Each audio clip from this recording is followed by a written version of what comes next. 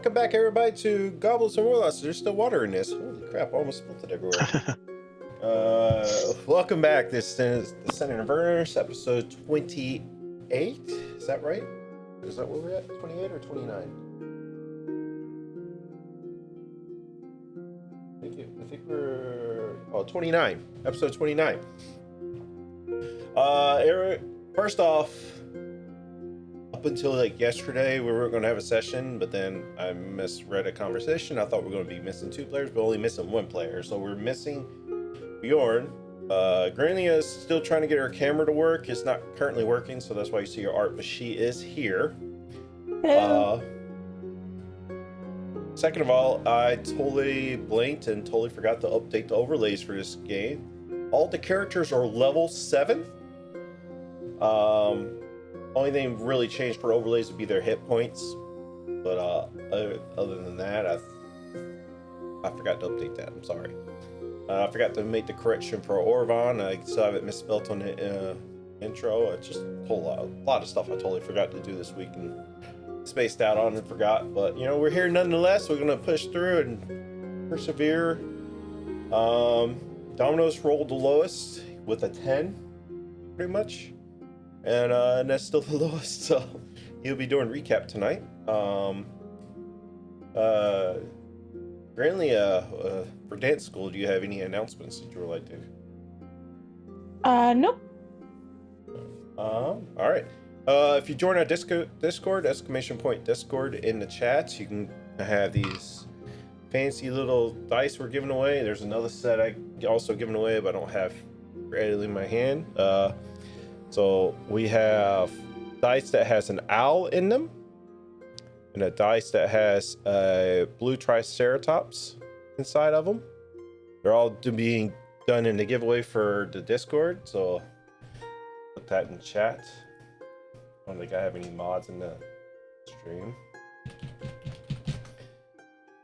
So yeah, if you join in, doing giveaways for that for the month of February. There's another set. I think it's a baby T-Rex dice that has a baby T-Rex in them. That's also in there. So if you want to enter in our giveaways, join our Discord, enter in the giveaways for the month. I do have new art up for merch. New merch up for the Order of the Goblet characters art. They're asking for them. I got that up in the merch store, so you can go get those. That's new. Dragonlance was pushed back another week. That's why we didn't have a stream last night, but you know, that's still coming. Don't worry about it. It's still coming. And I think that's about it. I think that's it for announcements. Yeah. Oh, I guess rewards. I don't know if we have. I don't think my rewards tab is working right now. So down in the panels of the Twitch channel, there's rewards. New followers give D4s. Advantage rolls for people to subscribe. If you gift a sub, a greater portion of healing drops out of a bag of holding. We do have, we also have new emotes. So there's raid emotes and animated raid emotes for the channel. So when we do raid, you can use those. That's raiding. They've been highly requested. I finally got them in. There's also a new sub badge for year 4. So if you've been a subscriber for 4 years in the channel, you got a new subscriber badge. So those are the new ones within the channel. So there's also review reward points for magic items, D6s, natural 20s, and there's one if you ever want to become a bit bad. If you have 50,000 Vera points, just message me with not a bit bad, but like your own little miniature quest that they have to go defeat. So, yeah. But you can just work with me on that. Welcome, Mortal Crutz. Welcome to the channel. Always nice to have you. And I think that's it. So let's get into tonight's episode, shall we? All right, cool.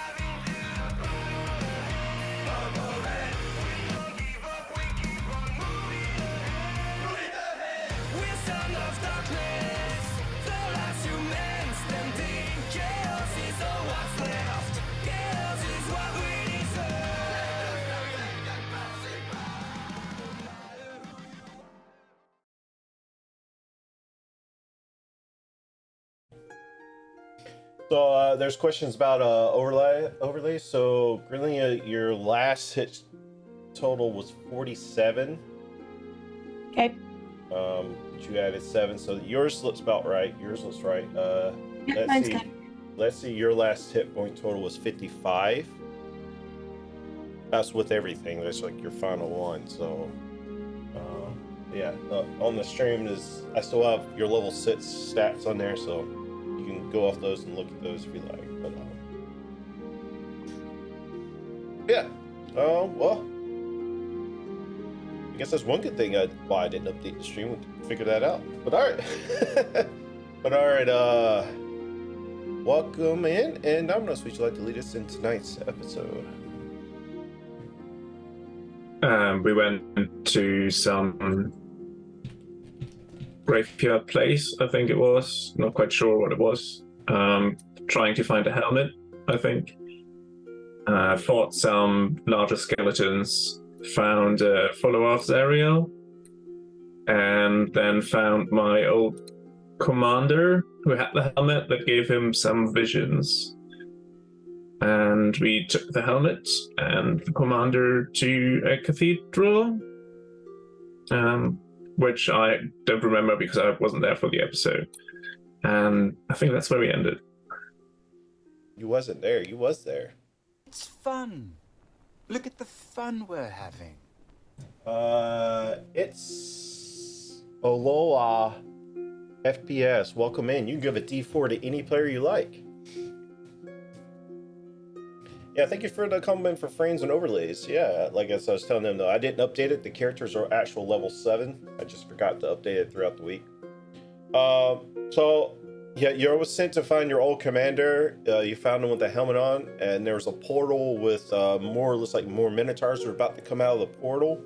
As soon as you took the helmet off, the portal collapsed. He asked to be escorted back. You brought him back, and then that's when Lulu from what he was talking about from his visions, that's when Lulu remembered 2 Kinku at this place called... Oh, we're getting a raid right from the get-go! All right, thank you! Shanoodle for the raid of 14. Welcome in, Raiders!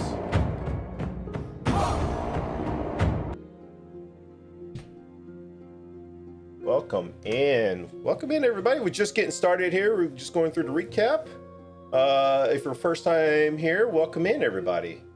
We do have rewards down in the panels. I won't go over them again, but you can look down and look at them. There's 0 rewards if you'd like to do anything. So everybody, welcome in. Oh, it's Eccentric. What's up, buddy?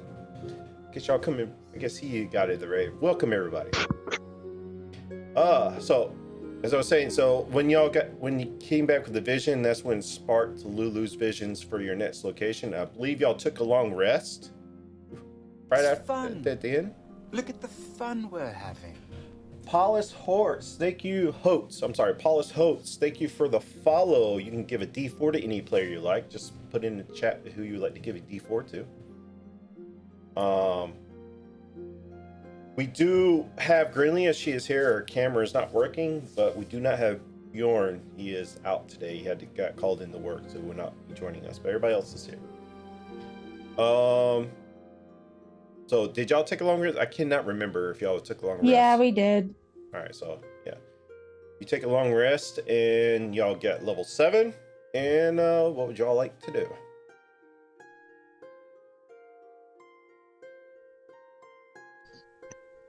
I think we were gonna head into Avernus and find that tower that Lulu was talking about.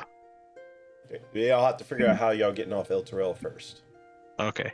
Because El Terrell's suspended over a plane of Avernus, and you have to figure out if you want to try to climb down the chains, or you want to try to use any spells to get off, or any other way you might want to decide how you want to get off El Terrell. So you're going to talk about yourselves and how y'all want to try to accomplish that. Before we do that, how far is the drop down to El Terrell? Or how far would we have to climb down the chains? Let me see here. would we be able to actually gauge that from where we're standing? Yeah, give me just roll me a general intelligence check. Oh, okay.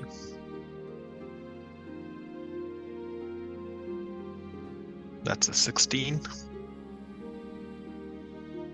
Yeah, I'll say this. So you can probably gauge roughly each chain link is about 30 feet long and about 20 feet wide just by looking at them. That's each chain link. It's a lot of them. So, and as it's going down, it's almost kind of like a dusty, almost kind of like Avernus is almost kind of like a wasteland desert scape. So the chains kind of just go down into the mist, and I will say it's probably like a good 100 feet for the chains disappear into the kind of mist. And as you're looking over, you hear nothing but fighting, like screaming. Because as y'all know, this is where the blood wars fought underneath, like on the plain of Avernus. So right below Elturel, you hear all the screaming and fighting.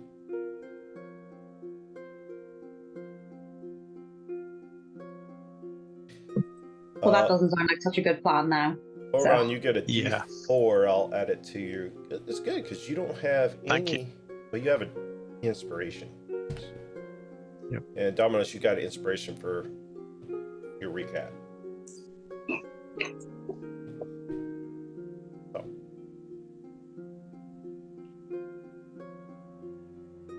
Yeah, Cedric. Yeah, that her character, the Oath of Vengeance Asimar Paladin, is a character I used to play when I first got back into D&D, playing this campaign. I was bringing her back in as an NPC because that campaign abruptly ended. And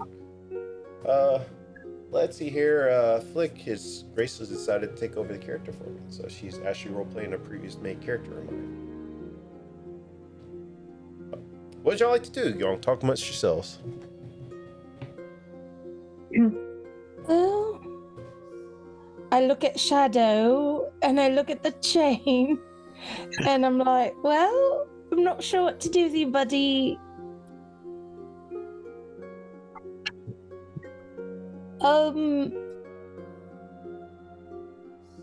Perhaps I can like tie some rope around him and like hook him up to the door for something.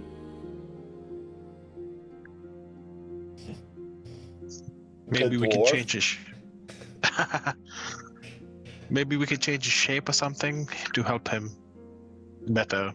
I mean, y'all do have Sure. new Oh, spells. that's I don't know true. if Dominus kept that spell, but you know, do have those. Well, I suppose if I had remembered properly that we were trying to get down off this godforsaken city, I could have prepared something to help us. I mean, it's morning, so if y'all need to prepare anything y'all like, y'all can go ahead and do that. Because as we Okay, ended cool. with, we were ending as y'all were taking a long rest. So if you want to prepare wherever you feel like you need, you can. Okay. Then I will I have something to help get Shadow down, or I could transform myself and help get all of us down, possibly. To be fair, as a druid, I do feel like that would be Yeah. a fairly good option. But Yeah. isn't it? I think it's level 8 though when you can fly. But maybe I you had could call on polymorph some now. creatures. Maybe you could create some creatures or like call them forth. I mean, have you speak to animals? So just I suppose it depends on what's about as to whether or not there's anything that we could. Let's say you do have Find Steed. I think you can create a flying creature with that too. Yeah, I have different I don't remember options. seeing that one of my ones, but I will have a look. I think I was busy thinking druid stuff. Yeah. I think conjure animals might help us. My D&D, for some reason, I'm having an error in my head for some reason. I don't know why, but I have options. I can turn myself into something and help all of us down, or I could summon some things to help us, like I've done in the past. Whatever you think would be best. I do have fine steed, but I'm just thinking, how is a steed going to go down these chains? Yeah, I think we need to find greater steed for the flying ones, unfortunately. I can't remember if it was which one she had. Yeah, it's like you can get an elk and all of those tend to be four-legged in nature and not the most nimble. Yeah, I think I can fly D&D for... Beyond is taking a crack because it won't let me open anybody's character sheet either. Yep, I get a big old error. You might have to To be use fair, if you have the D&D app on Beyond your phone, that might be the best way to do anything. So I can fly for up to 3 minutes, but I don't know if that would necessarily work. And maybe I could carry one person with me. All right. Well, let me see here. Let me look up. Let me try and rack my brain and remember what this spell does exactly. It's been a little while. Plus, I've been fighting demons. Like, you understand how I'm a bit confused. Give me Which a spell are you moment. talking about? Conjure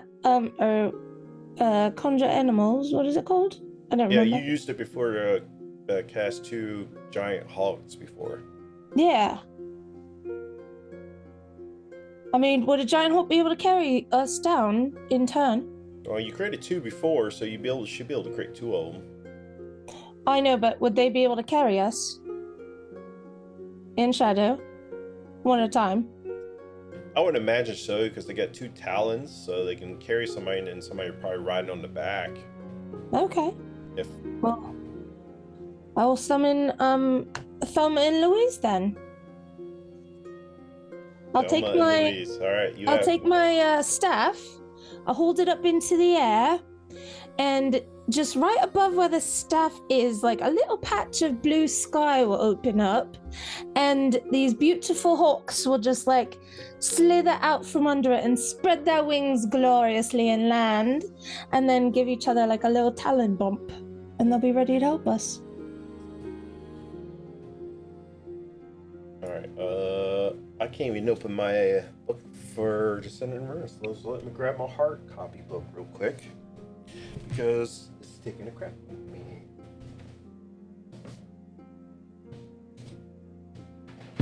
We're going old school, guys, today. We're going old school. Yeah, man. We gotta go old school today. Oh, man.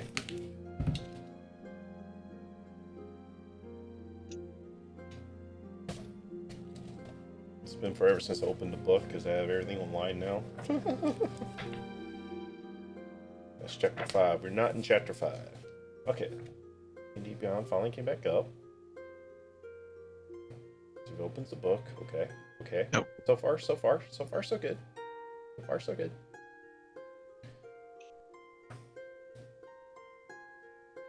There we go.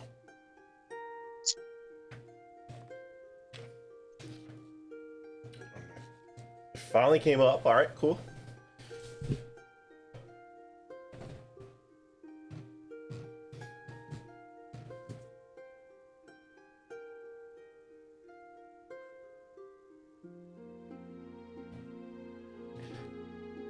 Grinley, as you cast, it's a concentration spell, correct?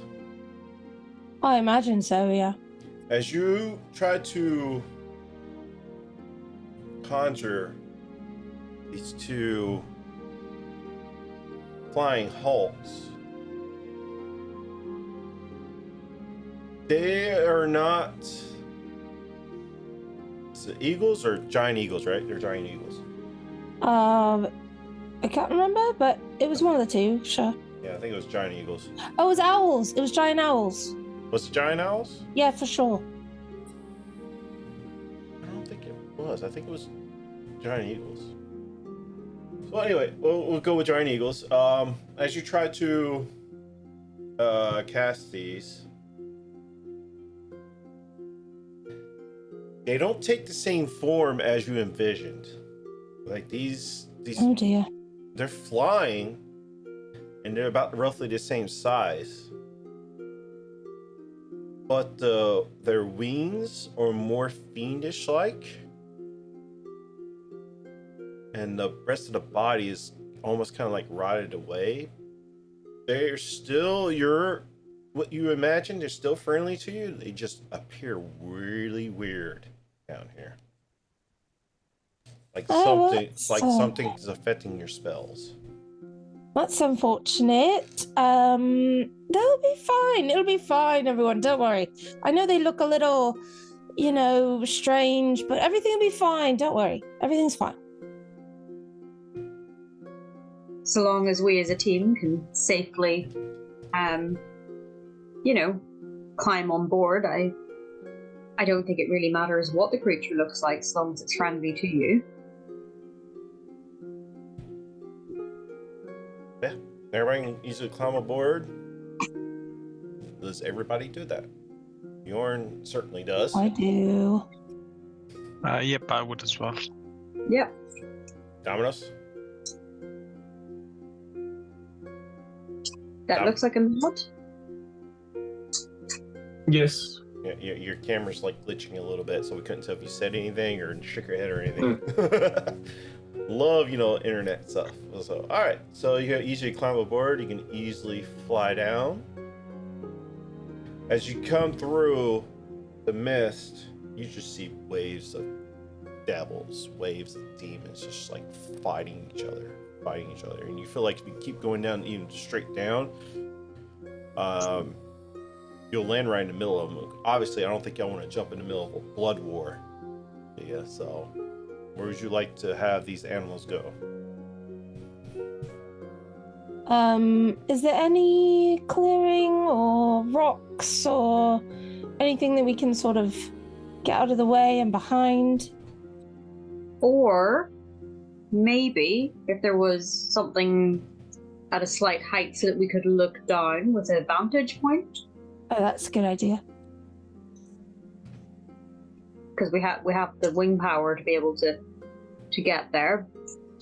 That would probably be my strategic recommendation. But Orvon, considering the chaos that is around us, what would you suggest? I would also suggest we go to some place where we can land safely and preferably away from all the fighting. Yeah, you can easily land off to the side a little bit. I'm going to need a group stealth check. Mm-hmm. I guess I'll roll one for... Actually, Grayling, roll stealth checks for your conjure animals. Okay.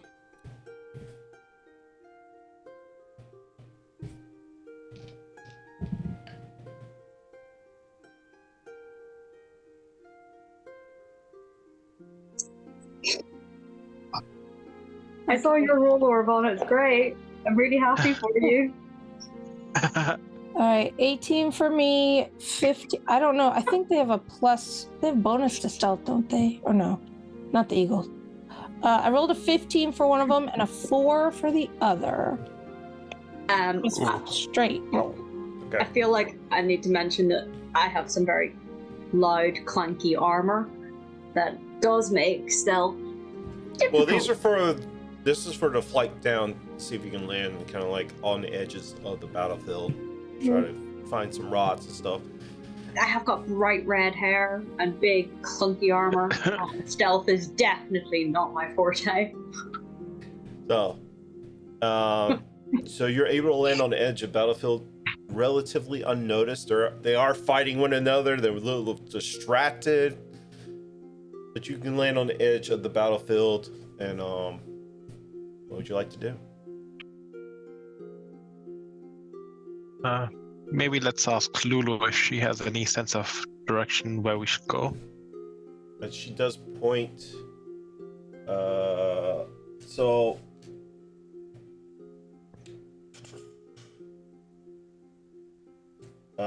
Point to the north.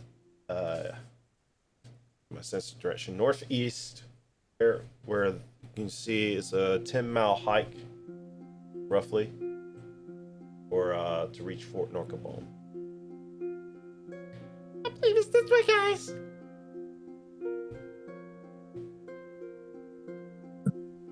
How long would these creatures that you've summoned, Branlia, last for? Or are they here until you enter concentration? I think it lasts 10 minutes, right?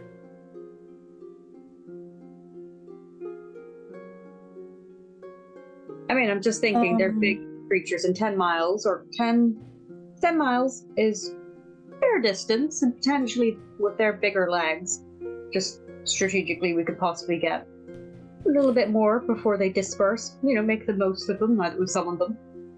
They could probably help us fly there as well. Yeah. Yeah. Sorry, I'm pulling up my sheet on my phone.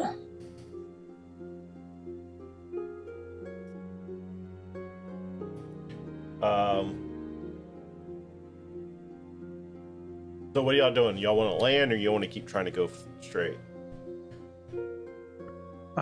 If Lulu gives us the information, maybe we keep flying till the spell is about to end, and then It lasts for maybe... an hour. That's Oh, right no. Oh, wow. Oh wow, yeah. Maybe have them drop us off. Like when Renlia feels like the spell is ending, try and find the closest safe spot to disembark. I mean, I imagine they.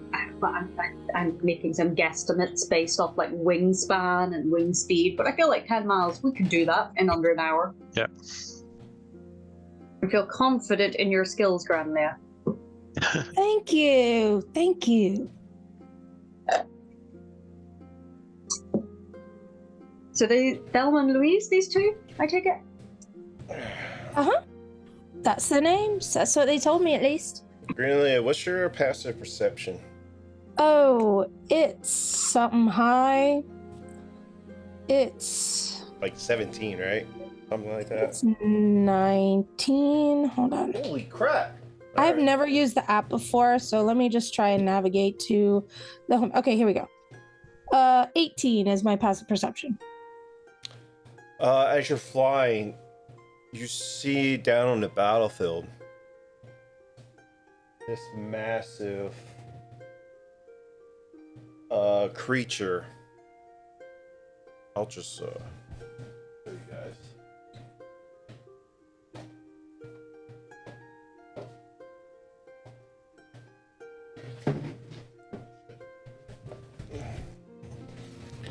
You see this massive creature, blue skin, Oh, jeez. Oh. with this dark black armor. Look up at your direction.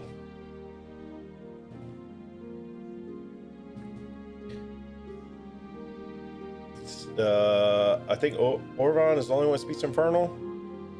Not sure about the others, but yeah, I do. I speak Abyssal, not Infernal. What's your Dominus passive does as well. perception? No, you don't speak. Oh, I have Infernal. so Dominos and Let's see, you hear. He goes, says, after them. I'm gonna need everybody roll initiative. Just for clarification. Oh, dear. It was like a full-on battle down here, right? Yeah. Like a war zone, like a war field. Just Wow, bracing myself. that was a good roll. Okay, perhaps we just run away. Oh, Uh, I just remembered that I have a feature that lets me roll God. initiative with advantage. So can I I reroll that? know. I did the opposite of the last one. I clicked one too many buttons and I passed y'all's initiative, so I'm gonna need y'all stuff manually. So Oron, I got a 3 for you, but yeah, if you want to re-roll that, so Yeah. I gotta That's roll much for- better. 17. Dirty 20. A natural one 10. Ooh. Not for a 2. for 2. All right, Dominos, what'd you get? 10. 10. Orvan, what'd you get? 17 now. 17.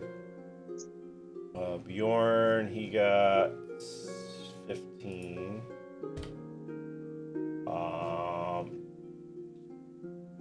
Dominus, you need to get updated. So you had 10 Dominus, right? Yes. Let's see what you get. 20. Not natural. 20. Got it. And Grinley got 2. Alrighty. Alrighty. Screen. I totally forgot to update the camera, so I'll have to do that real quick.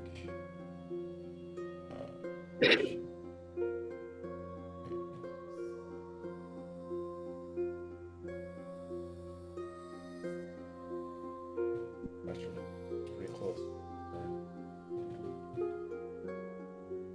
Oh, no, I forgot to follow host order, as always. Always forget to do that. There we go. Everybody's in the right locations on the screen. Alright, I only have one giant eagle.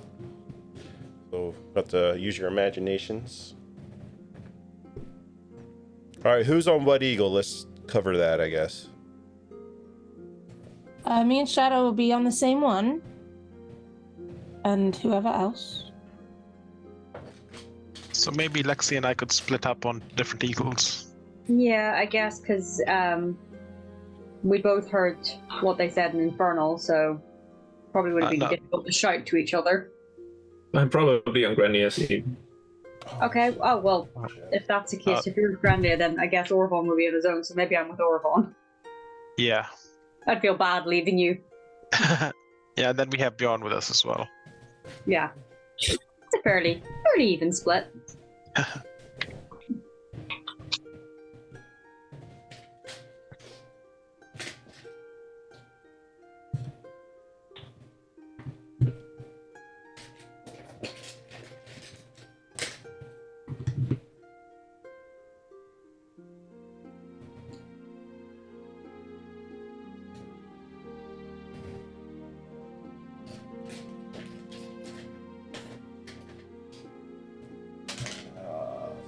And we have Letzi and Oron on the other one.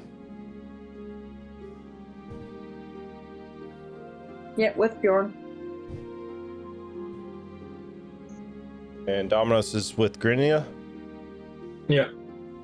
Alright, so we'll do that.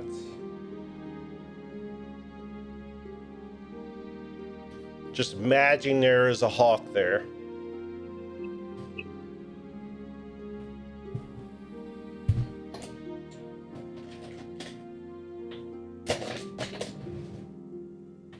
You see chasing after you guys. You've fought these all before.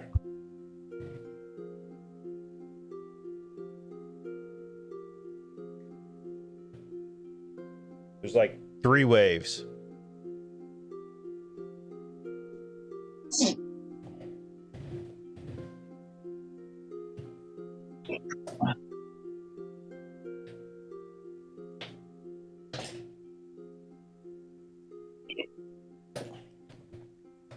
All because she rolled a 4 for one of the halts. That's the only reason why this has happened.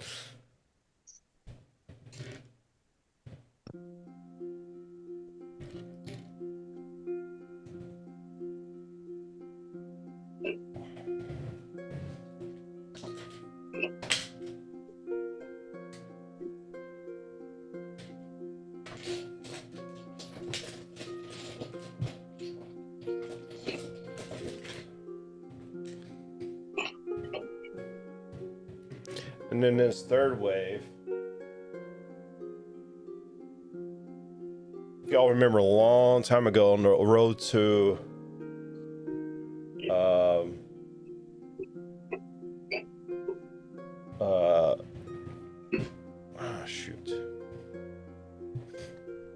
Candlekeep, you encounter one of these guys that was disguised as a farmer. Well, except for the newer characters, but y'all didn't encounter, but yeah.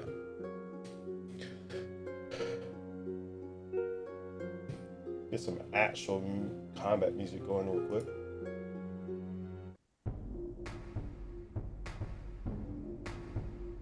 Alrighty.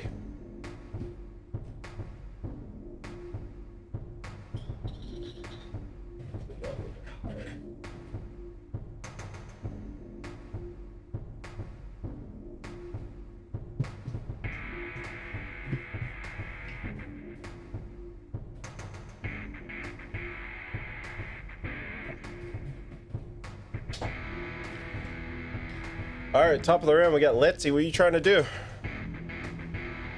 I was literally just thinking that. What sort of distance are we from, like, between them and us? I know we were flying past them, but like, how close is close? I'm just wondering, like, would I be able to hit them with a weapon, or do I need to think of more ranged attacks? Your guys are flying in the air right now. Because they do look like they're sort of... They're probably about 30. I'll actually back them up a little bit here. We'll make it about roughly about 60 feet behind you right now. Okay. What's the speed of your hawks there, just Grinley? 80 feet. 80 feet. Oh, well, 80 feet means we should be able to keep some sort of a distance. Thunderous Smite only doesn't really know what the range is. Oh, nope, that's a audible within 300 feet.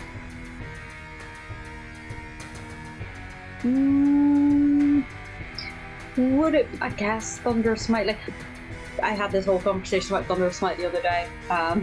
Thunderous Smite you cast on, I think, on your weapon, right? Thunderous Smite, you're casting on your weapon for your next attack, if I remember correctly. Yeah. So it's a concentration spell. You just concentrate on your next attack on your whatever weapon you cast it on. You get to add the damage.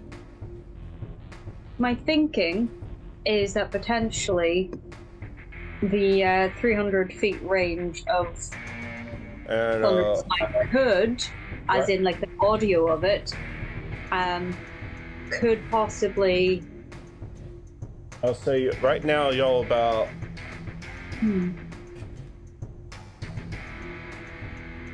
About 20 feet off the ground right now, unless y'all want to be higher.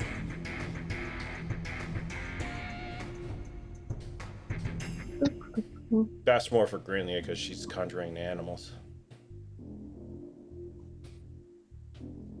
It's probably a good thing if we don't go too far off the ground with these things chasing us. Let's see, what are you doing? Are you concentrating on Thunder Smite? I think I'm going to concentrate on. Well, this is the thing. There's a distance, and I'm just trying to think if I had anything that would be of. You have your Spear of the Green, but I don't know if you want to throw that. No, I definitely don't want to lose it. I want to be able to retrieve. But you're concentrating, so whatever your next attack is, you can add it to it. So it doesn't have to be on a specific weapon. Yeah, I'm thinking Thunder Smite and just sort of be ready because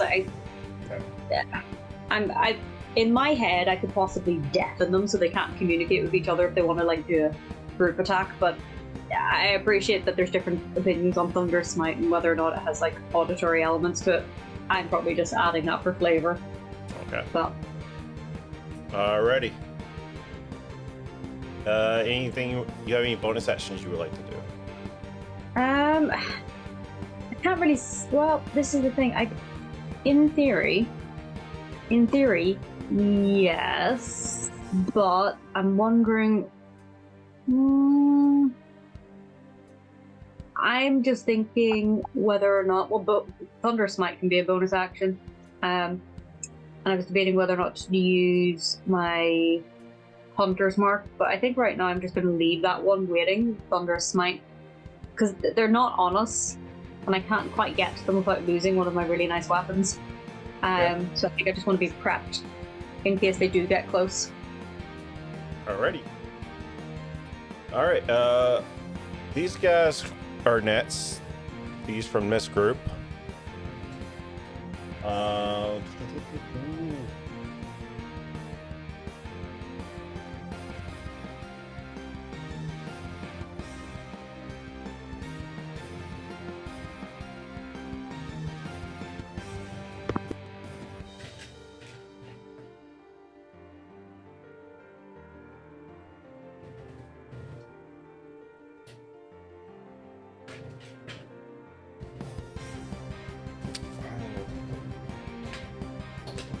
Say they move in closer. They come in closer.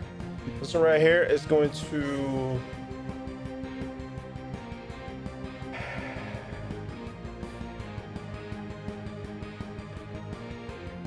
point its finger at the flying eagle. That's Letzi, Orvan, and Bjorn is on, and is going to roll an attack. No, Thelma!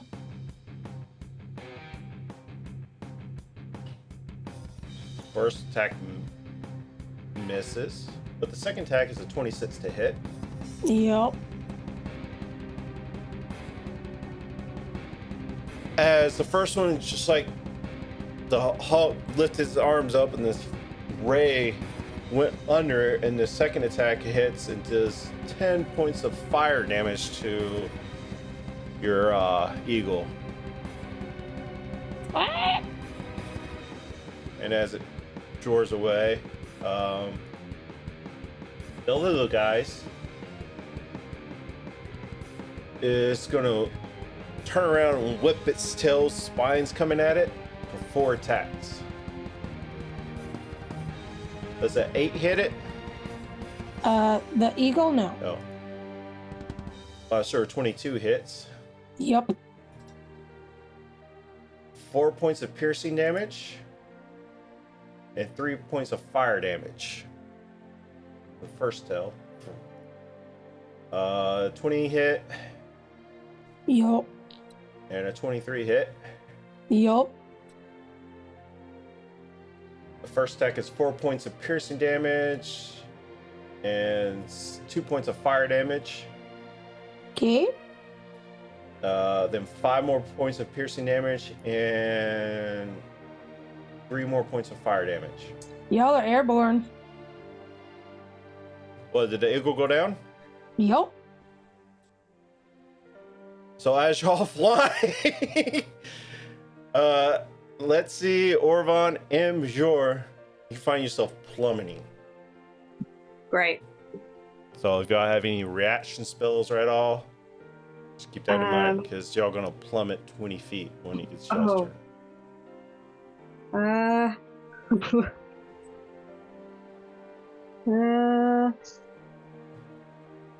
Andreas, it's a D6 for every 10 feet, right? Could I misty step down to the ground, maybe by grabbing the other I think so. Yeah. Is that a reaction spell? I think misty step can be a, well, hang on, it's a bonus action one, but let me just double check the reaction or action. Would we be in dim light or darkness? Or would we be in dim light rather? Pretty much, Oh, the whole plane of Avernus is dim light, pretty much. Just kind of keep that in Okay. mind, because there's no sun, there's no moon, it's just a fiery hellscape. So I have a feature that can give me a flying speed for 1 minute. Is it a reaction spell? Do you have anything It's- that's reaction right now? Okay. No, that's not a reaction now. Okay. Yeah, mine's just a bonus action, So so. you're gonna have to wait till your turns to do them then. Let me Yep. see if Bjorn has an reaction.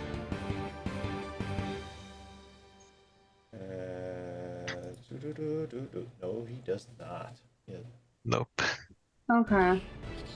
already.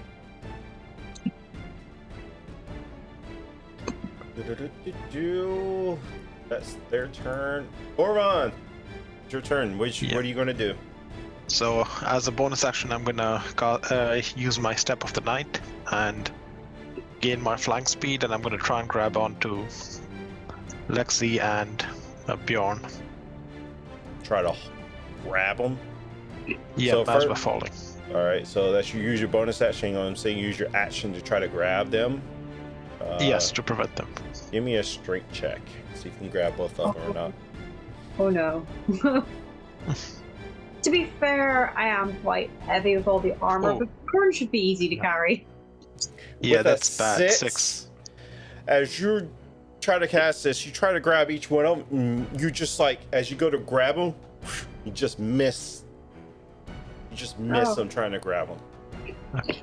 So they're still free The armor falling. is slippery. It's hard to grab.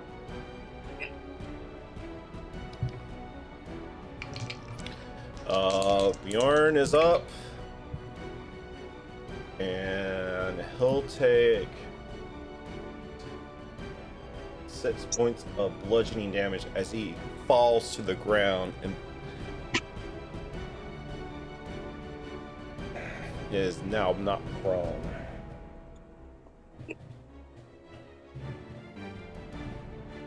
And are you going down to the ground? What's your bonus yes, action? but yeah, I'm just gonna go. What do you call it?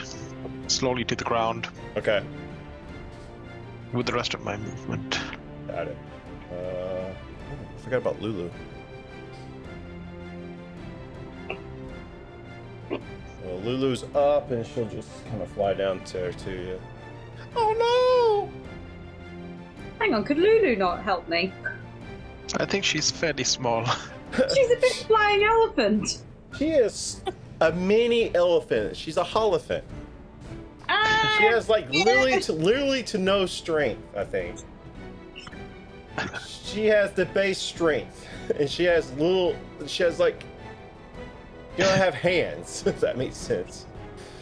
All right, Domino's, you're up. Do we count as carried by the eagle?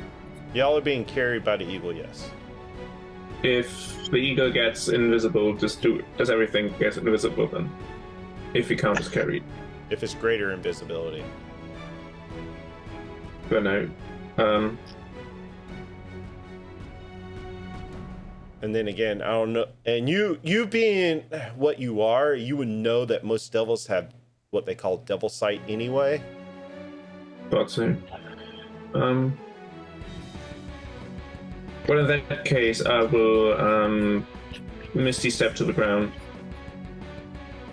I mean, your eagle is still up, but you just want to misty step to the ground? Yeah. Because I bet it doesn't stay that way.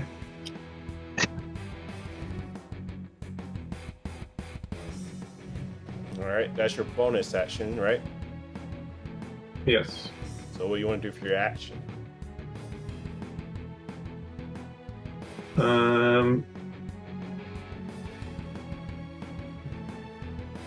How far away are they from me? The closest one.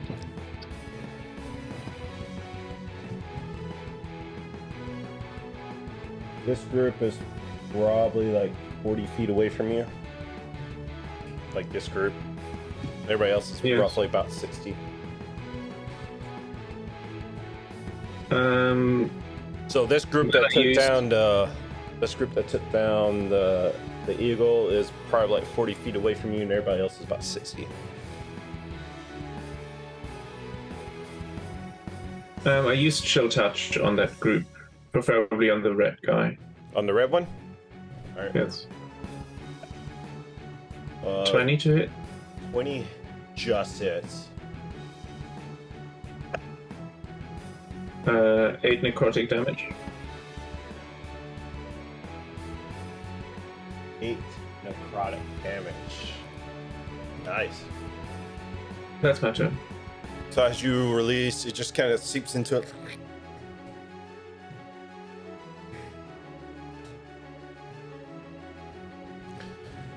This group's gonna fly in.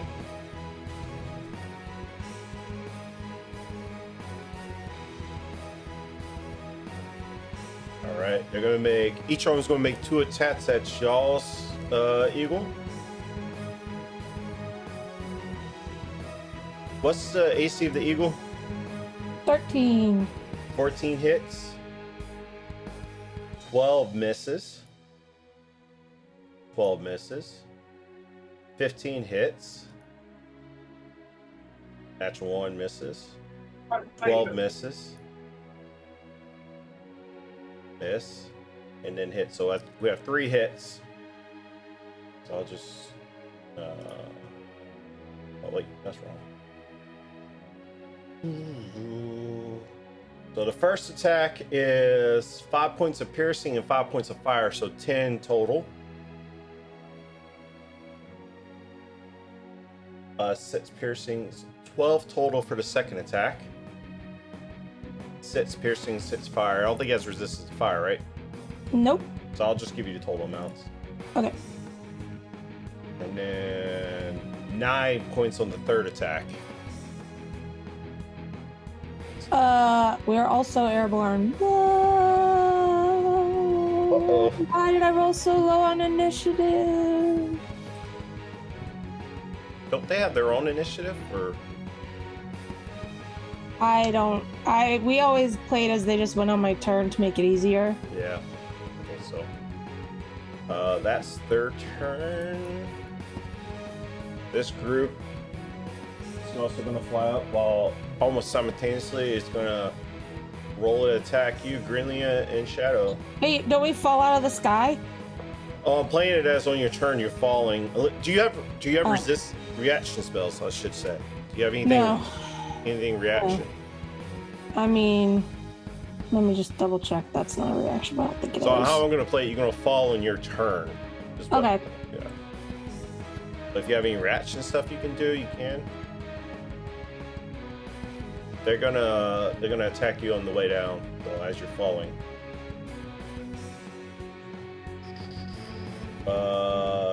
21 hit you, Grinlia. Yippers. 18 hit you. Yep. All right. Does a 21 hit Shadow? I think he does. Yep. Oh man, they're all rolled nice. 22 for Shadow. So you're gonna get 4 attacks against you and like 2 each. How many are there? 2 and 2, I think. Yeah, 2 attacks. Well, there's 2 of them attacking you, so that actually all those hit you. Because they all have 2 attacks each. So it's going to be 19 hits, 20 hits, 17 hit Shadow. No. 17 does not hit Shadow, so that one doesn't hit. Nope. And 16 misses. So 2 attacks land on Shadow, 4 attacks that land on you. 5 points of piercing damage for the first attack, 6 points of fire, but I think you have... Is it for me? You're doing me first? For you. I'm doing you first. Okay. You have Yeah, I have resistance to fire. So it'd be 3 fire. 3 points of piercing damage, and 2 fire reduced to 1. 6 points of piercing damage, plus... D&D Beyond shit the bed again, so I don't know what my points were at. I mean, I'm alive. Alright. The next one's 6. I said 6 points of fire, and then 1 point of... I'm sorry, 6 points of piercing, 1 point of fire damage. Last attack is 4 piercing plus 2 fire, because I already reduced it. That's their attacks, and then the 2 attacks against Shadow is 4 points of piercing and 1 point of fire damage. Second attack is 5 points of piercing plus 5 points of fire damage to Shadow. Okay. I have shadows total. I have no idea what I'm at. Let's see. And I pull you up. Did you take your first damage? Yep, I was putting damage on when it's bailed, so I don't know how much is going to be saved. I was putting it in as you were saying it. So I can pull it up for you.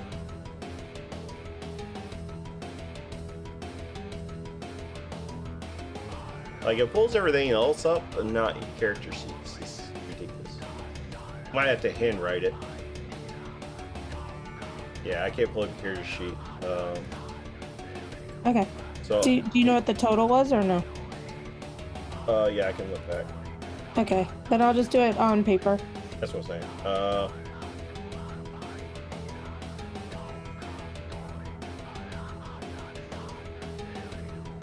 Alrighty. Those 2 attacks. So the third attack was 4 points of piercing.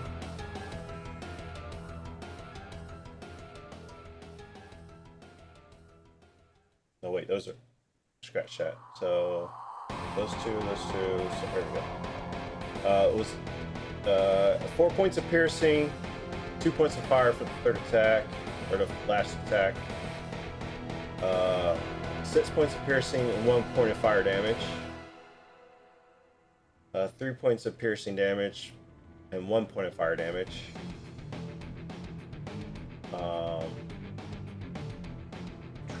5 points of piercing and 3 points of fire damage. Got him? Yeah, I got it. All right.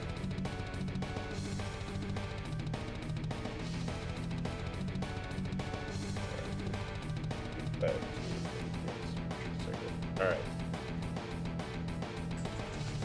All right, Grinlia, you're up.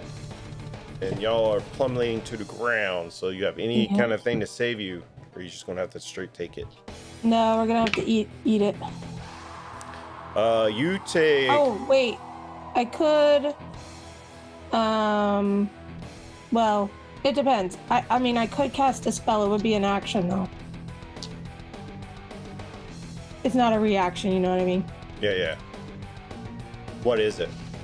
I was gonna polymorph myself and catch Shadow before we fell. Or if it doesn't look like we'll get hurt too bad, I'll just let it go. It's 20 feet plummeting. Actually, I think when you fall, you automatically fall, don't you? Probably. Unless I can react to it, I would imagine I probably just fall. That makes sense. So it's 11 points of bludgeoning damage for you. 3 points of bludgeoning damage for Shadow. I rolled terribly for that one. Yeah, I should have did that. So let's see, you're going to take 8 points of bludgeoning damage because you're going to fall too. How much was it for Shadow? 6?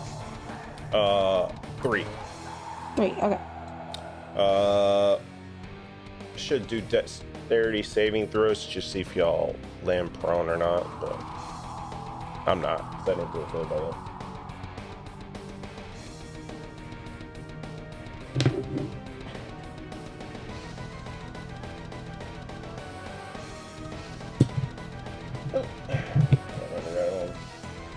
I need a concentration check for your Thunderous Smite there, let's see. Because you're concentrating. I need a concentration check. Okay, hang on. See if I find it.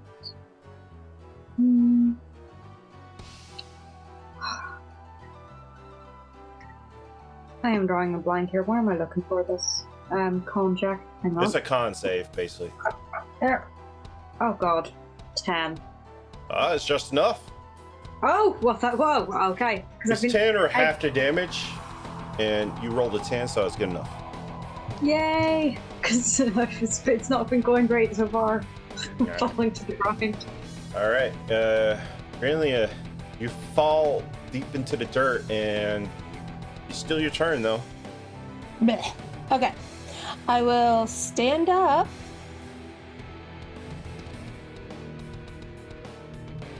I guess. Maybe I should have stayed prone. I'll stand up. All right.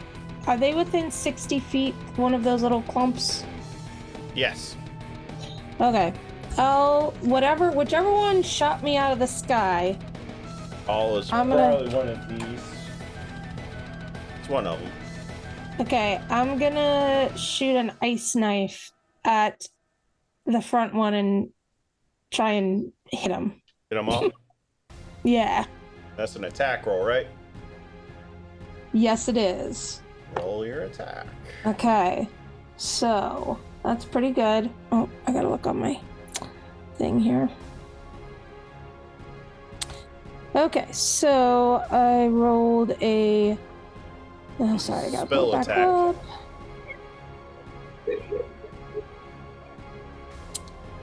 There it is. Okay, so, oh, yeah, 26.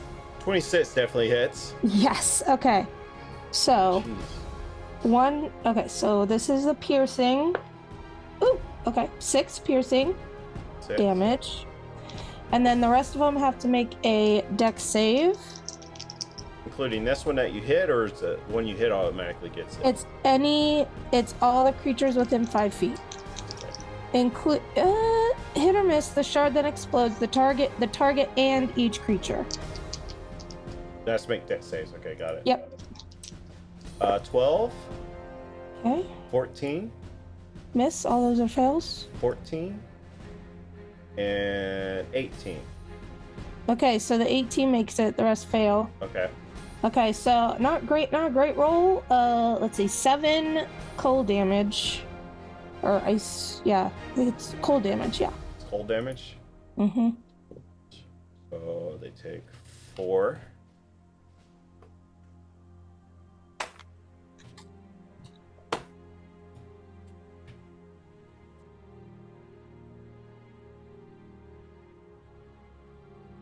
E2. So, as you release this ice knife, it explodes. It takes some damage, but it don't take the full effect as you were hoping for. Bastards.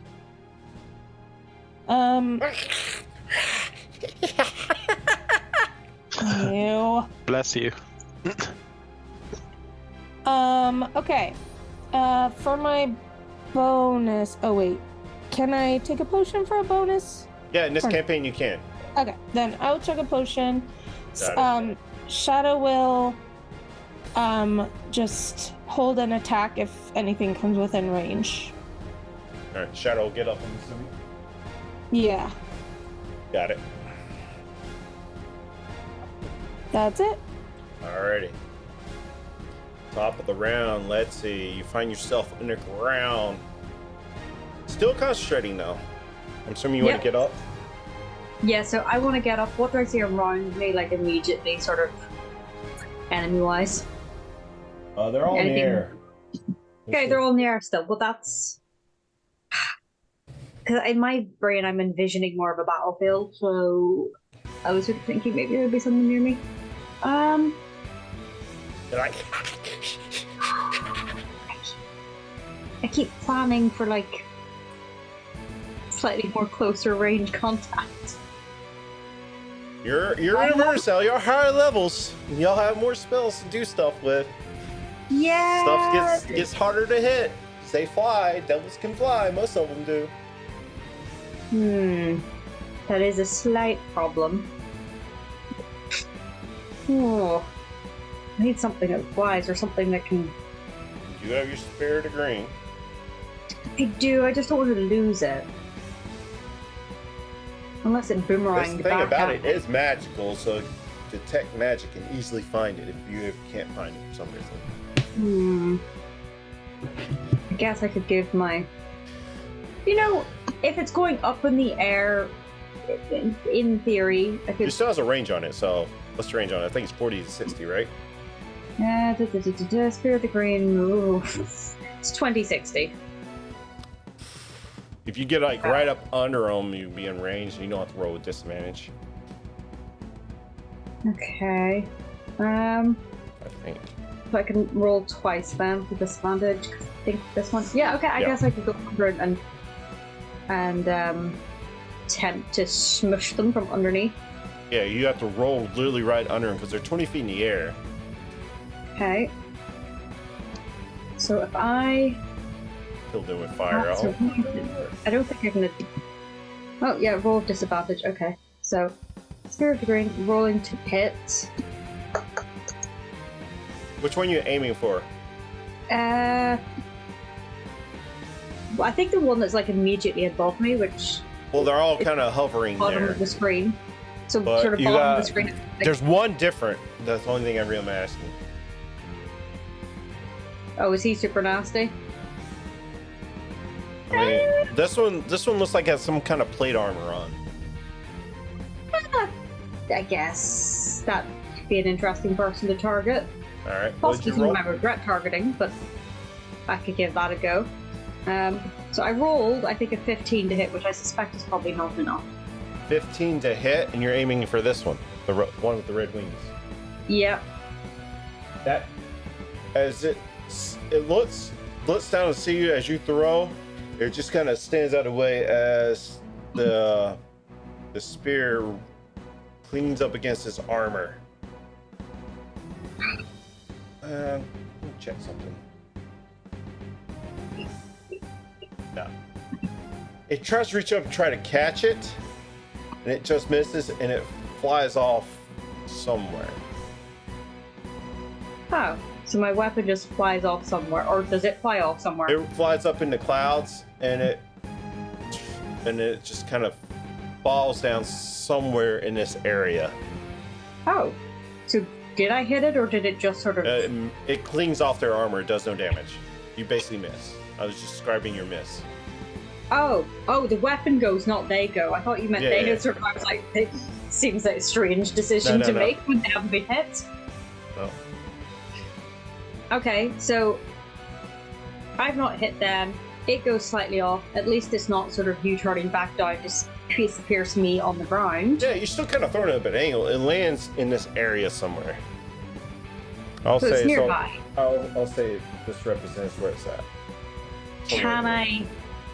Can I see it from where I am, and would I be able to use my bonus action to head that direction?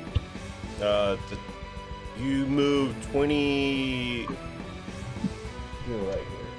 Let's see. I've got 30 feet walking speed. It's 25 feet to get where you're at, so you have 5 feet more movement.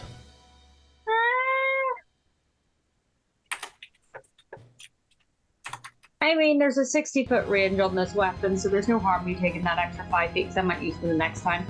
Okay, so you're gonna go. So if I use my 5 feet now, I've got range for next time, because I can still shoot at them from 60 foot away. I mean, you still have to go over and pick it up. You're still like roughly like 10 feet away from it.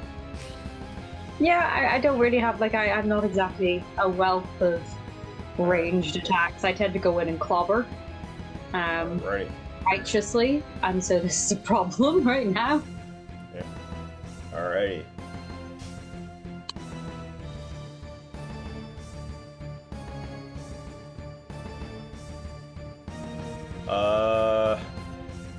It looks down at you, and it's going to take its finger, just like it did before, and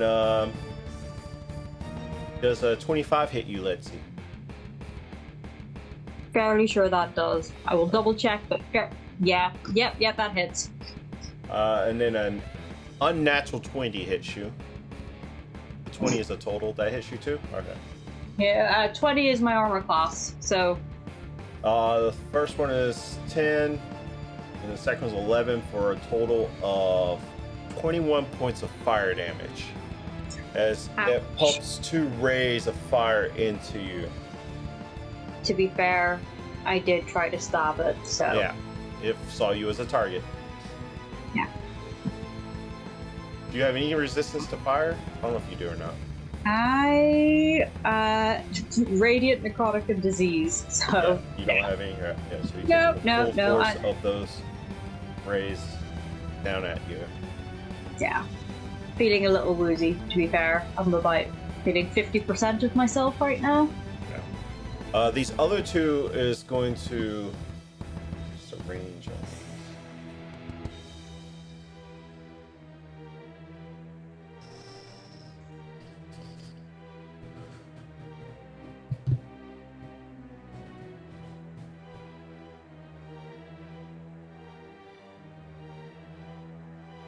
Fly over right above Dominos and sling their tail attacks, because he's the one that attacked him before. 10, I'm assuming, misses. Dominos? Yes. 21 hits. 12, does 12 hit you? No. No. And that one misses. So only one of them hit you. You take 3 points of piercing and 1 point of fire damage. How much? What? 1 point of fire damage. So it would be 4 total. Do you have resistance to fire? Yes. I mean, you can't really half a 1, so you take 1 point Yeah, of fire that's damage. fine. So as they come in, they swing 4 spell tailspines at you, and only one of them hit. Orvon, Can I hellish rebuke that one? is it touch Oh, no, I spell? don't. It's probably not worth it. It's Is fine. your Hellish Rebuke a touch spell? No, it's not. But it doesn't matter. Yeah, I don't do it. You can Hellish Rebuke it's just one of them, yeah. That one. No, it's fine. Not worth it. Not worth it? Okay, got it. Orvon, you're up. You're on the ground. Yep. So then I moved near Lexi, and then I cast Moonbeam at the spot between these four, the middle four, basically. Move where? Next to Lexi. On which one? The middle group, the ones, yep, those four.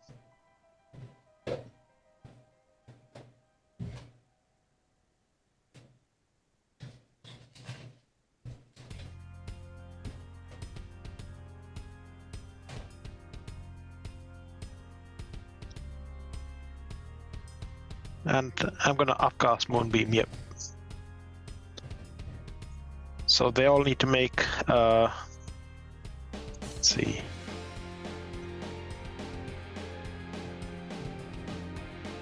Kind of saves? Con saves, right? Yeah. Yep, con saves.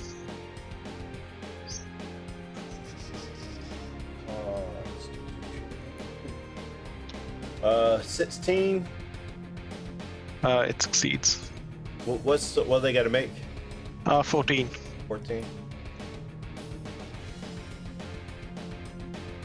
Only one of them fail. Okay, so they take 21 or 10 on a success. Oh, is it 11? So 11 on a success. Got it.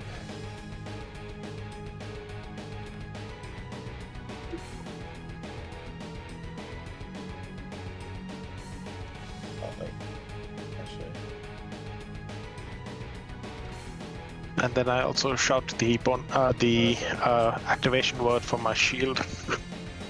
All right. And 21. Whew.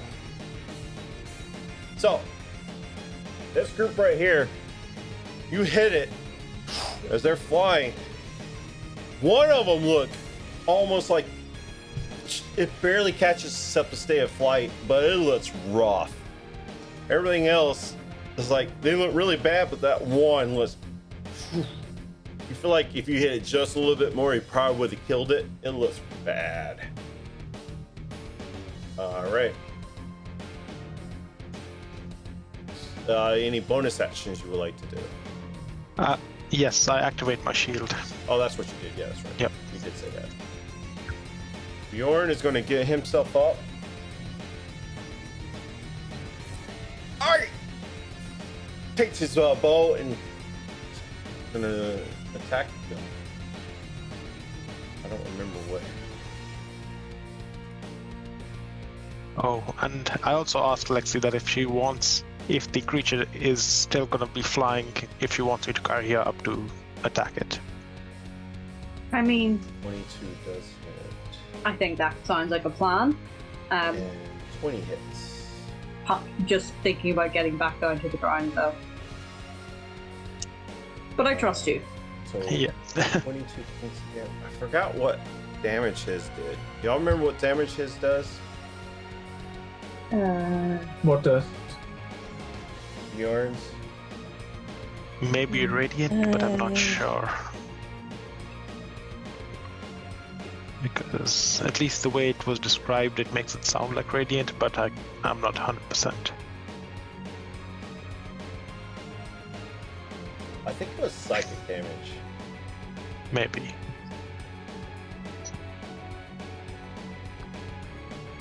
Do you know what the weapon was? Well, he has a dragon wing longbow. We roll for what it does, what this extra damage was. Okay. I don't remember which one it was. Let me see if I can put it in chat.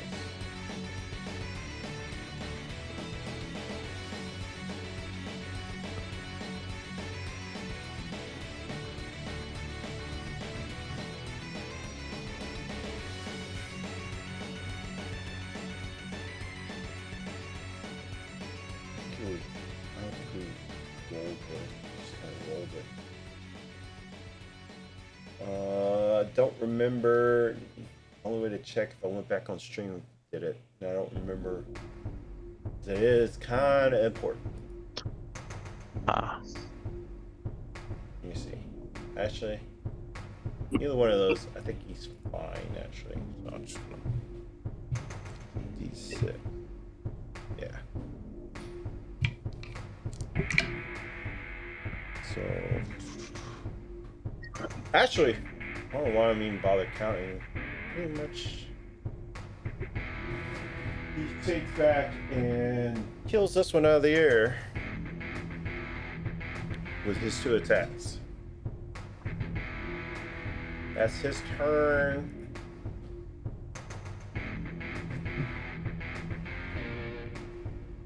Good job, Ron. Good job.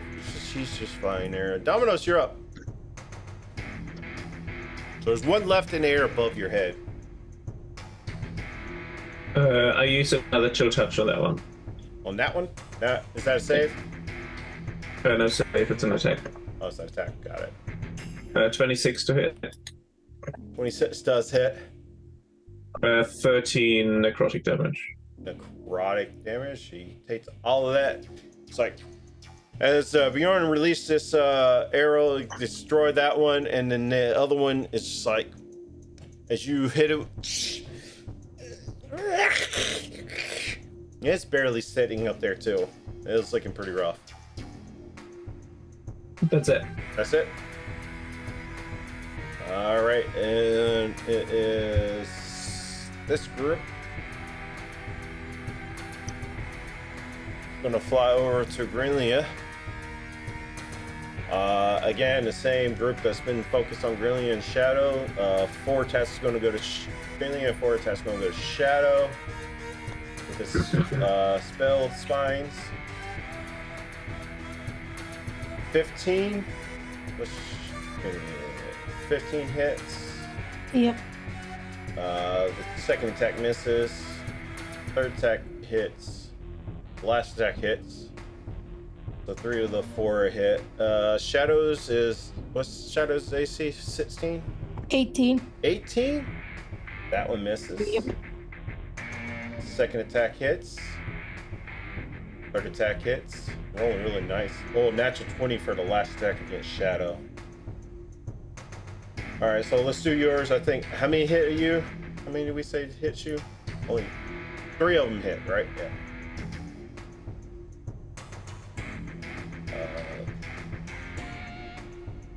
Take 6 points of piercing, and I'm already reducing these, so 2 points of fire damage. 4 points of piercing and 1 point of fire damage. The last damage for you is 5 points of piercing and 1 point of fire damage.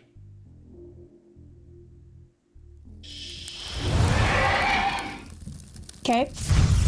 Thank you, Weasel, for the gifted sub. A potion of healing drops out of the bag of holding currently as you're taking this damage. I don't know. Oh yeah, Shadow takes 2 points of piercing damage and 5 points of fire damage. No, actually, I'm sorry. Scratch that. He takes 5 piercing and 3 points of fire damage. He takes 4 points of piercing and 5 points of fire damage. And this last one was the crit, so takes 9 points of piercing and 9 points of fire damage for the last attack. So as they come in, just whipping these tails at you and him. Thank you, Weasel, for the gifted sub. All right.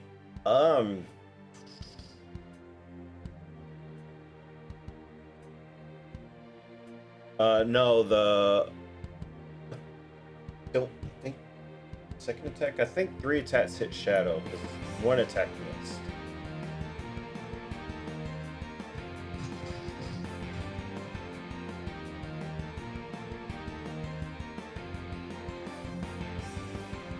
Uh, 24, 21, 23.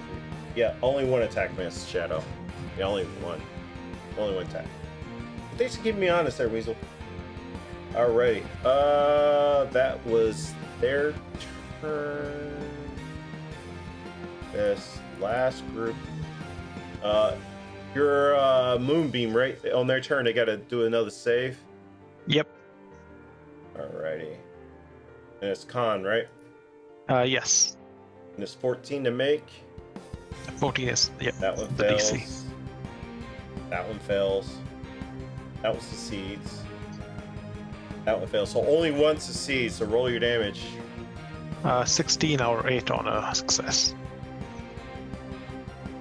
So that one that was looking pretty messed up is dead. And what's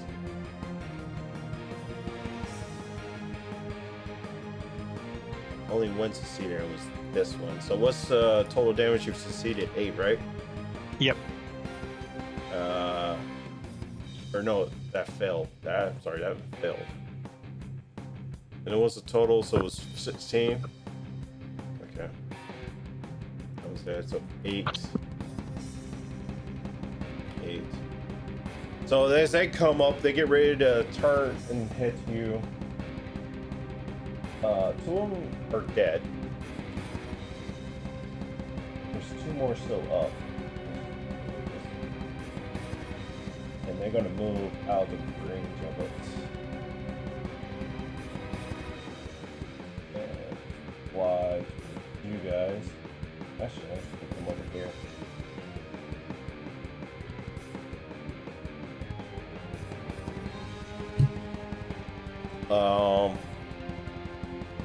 They don't like that, so they're going to attack you 4 times. Okay. First attack is 6, misses. 20, does that hit? Yep, that just hits. All right. Misses. And 19. That misses. Jeez, so only one of those hit? Oh, man. Yep. You take 6 piercing and 6 fire damage. And So that's a it's- 22 on my con save. Oh, nice. So yeah, you keep concentration, but you take 12 points of damage. So they just, and you're just like getting your shield up and you're moving it around in front of you, and one's tail spine hits you right in the chest, and you take 12 points of damage. What type is the damage? 6 piercing and 6 fire. Okay, and it's non-magical piercing, right? I mean, you have resistance to non-magical. No, but I have heavy armor mastery, which reduces it by 3. Oh, let me see here. So I'll take the 6 for the fire anyway, and then either 3 or 6.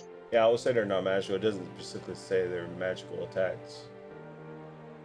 They come out of the spine, so it's more of a body. I don't know. I wouldn't say they're magical. All right, so you'll take 3 piercing. Yep. All right, cool. That's their turn. Really? Okay. I'm going to cast with my action. I'm going to cast Moonbeam. And I'm going to put it over those flying. Ones right here. Those ones.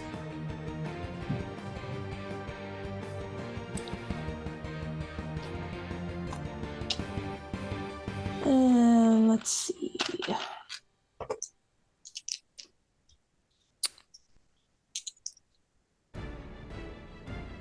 How much is it? 2d10. Hands are shaking. How'd you get 20? Okay. How'd you get 21 before? Oh, did you I cast it at a upcast it. higher level? Yep, at 3rd level. Okay. I'm just casting it at 2nd. Terrible It's a roll. con, I should have right? cast it at 3rd. Got it. 7 radiant damage. Oh, sorry. Con What's the save. save? 16. All right. First one fails. Second one succeeds. Actually, this is magical, right? Should have been rolling advantage. So let me redo it. All right. Well, first one still fails. Second one fails.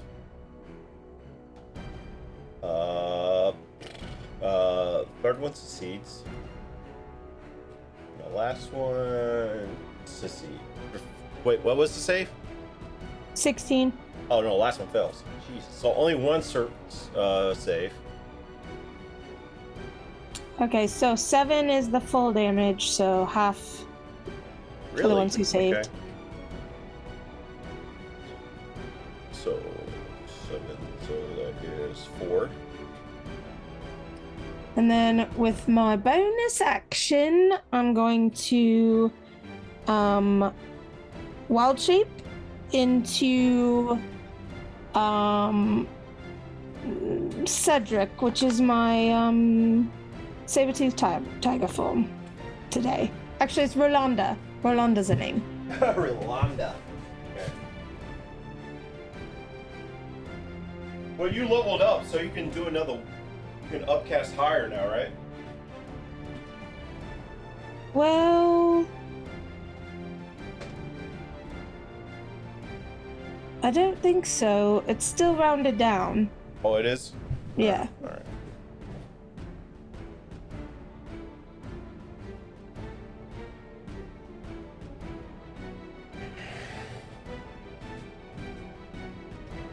Got it. And then Shadow will just hold his attack for perhaps something happening near him. Alrighty. Alright, top of the round. Let's see. Yeah, so I think Orvan, wasn't there a thing about me going up in the air? Yeah, so if you hold your action until my turn, I can grab you and fly you up. Okay. Well, I have Thunderous Might waiting and ready to go. If I hold my action, I suppose I can allow my weapon to stay on the ground, because I have other weapons and I can just Holy Avenger them when I get up there and righteously slash down this fiend. So you're going to hold your attack action with your Holy Avenger.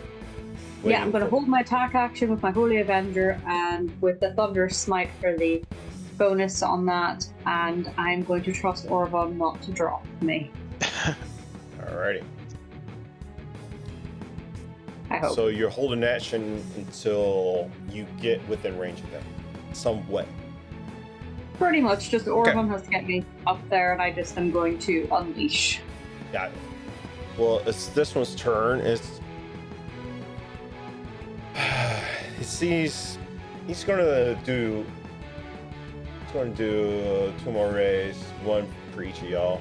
Actually.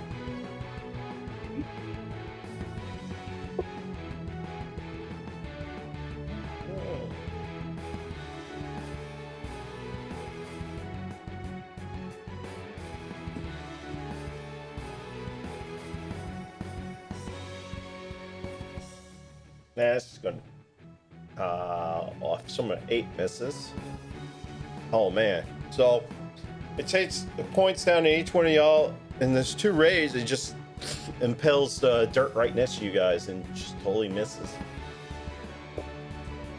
That one is dead. The other one's still alive. It's gonna wait, it's not in Moonbeam, so it's gonna make a Spina Tail attack against Dominos for a natural 20. Take 9 points of piercing damage and roll it. 9 points of fire damage, Dominos. Mm-hmm. All right. As it whips the tail and it just hits a vital artery for the second attack. All right. Orvan, what are you doing? So, first of all, would you allow me to move my moonbeam in 2 distinct directions? So first to hit that one, and then the one near Domino's. How far? No, because Up to it's cost an action to move it.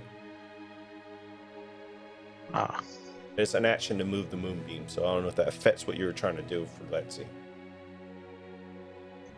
So would it work? Would it be the same as an interaction to grab Lexi and fly with my movement, or would it be a full action to grab her? or a bonus action? How would you rule that? So you're casting fly? That's an action to cast. No, I'm not casting fly. I have Steps of the Night, which gives me a flying speed. It's part of my subclass feature. So I think at 6th level, I get Steps of the Night, which is as a bonus action, and I activated it while we were falling. Oh, is it a concentration spell? No, it's not a spell, it's a feature. Oh, it's a once per day? Well, it's 3 per long rest. Oh, 3 per long rest. How long does it last? 1 minute. Oh, 1 minute. Okay, I got you. Yep. Open it up, see what you're looking at. You just got it, right? I got it at level 6, but this is the first opportunity I had to use it. What's it called? Steps of the Night. Oh. Bonus action. Okay, cool. Yeah. You got to. If she's a willing creature, you're going to grab her, sure, but you have to make a strength check to even see if you can pick her up. Okay. And would I add? It's not a saving throw, so I won't add her. No, it's just a general strength check. Okay. I mean, your strength saving throw is the same as your plus, so it's going to be +3. Yep, 9. Oh. Or would it be athletics? Which would add another 3. No. No, because you're actually just trying to lift her up while trying to fly. It's not really anything athletic about it. Yeah. I'm still trusting you right now, even though I appreciate the armor is heavy. But you rolled a 9, so you can't quite lift her up. The armor and everything she's wearing is a little bit too heavier than you expected. Well then, I'm just gonna move my moonbeam. Okay. And would I be able to first move it to hit that one and then move it down here, or would you not allow that? What's the movement on it? It has 60 feet total. I don't think you would be able to get them all. Hold on, because this came up before, I think, and they have to stay in it. Yep. When a creature enters the spell's area for the first time a turn, or starts its turn, it must. On your turn, you can spell move the beam up to 60 feet in any direction. Yeah, I think we ruled that you could because you move it up to 60 feet. Yeah. Okay. So then, no. So my question was more: can I move it like first in one direction and then in another direction and break up the 60 feet of movement? Yeah, because it specifically says once a creature enters it the very first time of the turn. Yep. Okay. So technically you could, but that's what I'm saying is like it's one continuous flow. So wherever it hits it, they'll take the damage. Yeah. So then I'd move it first to the one attacking Damnos, and then I'd move it to these 3 above us. Okay. That one is a con save. And should I roll 3d10 once, or a separate time for each of the interactions? Missed. 0. So that was good. Alright. Just roll the 1 and it's all of them. Well, first off, roll the 1 for that one because that one's got to save. Natural 20 for 21 to save. So what's your damage though? 7 for 4. It's just enough as this one comes falling out of the sky and plummets it to the ground. And then you want to move it over top of these guys. Yep.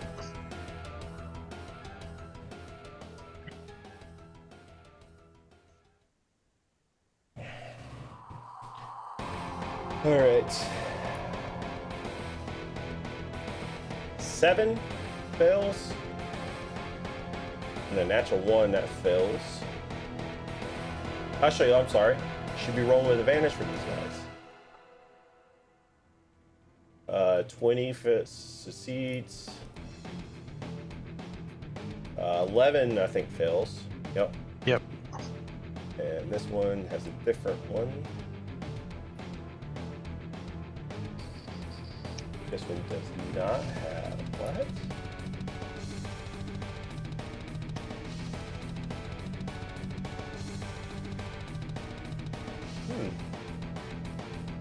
You don't have advantage. Weird. Oh, alright. But it's a 24 for the save for this one right here. Yep, then that also saves. Alright, so what's the damage? Are we using the old one? Then it's 7 and 4. Oh, this is a new group, so you gotta roll for these guys. The other one's for the one that you first crossed over. Okay. So then it's 14 and 7.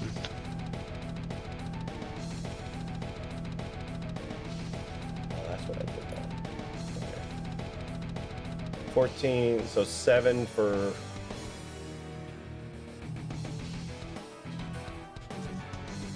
Seven on a success. This one, I'll just say this one's dead because I messed up somewhere.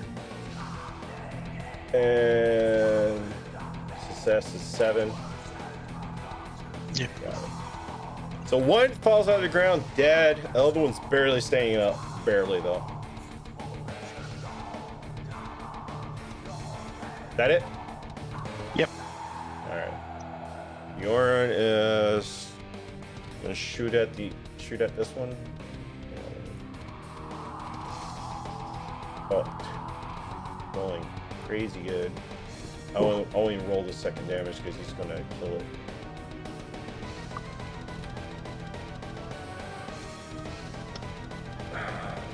And he's gonna make an attack on the big guy. Jesus, 28 again. 7 and 12 total. It's not him. Do you have any resistances? Oh, 12 total. So he reaches back, shoots the one out of the sky, and his second attack attacks the big guy.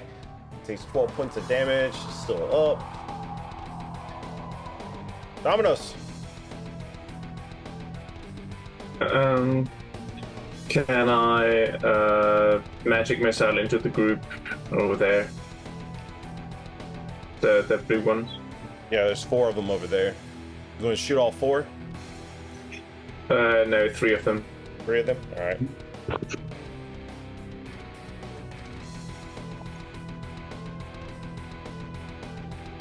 Oh, yeah, you automatically hit. Alright, cool. Yeah. What's the second one? 5, 4, and 3. 4. I'll just put...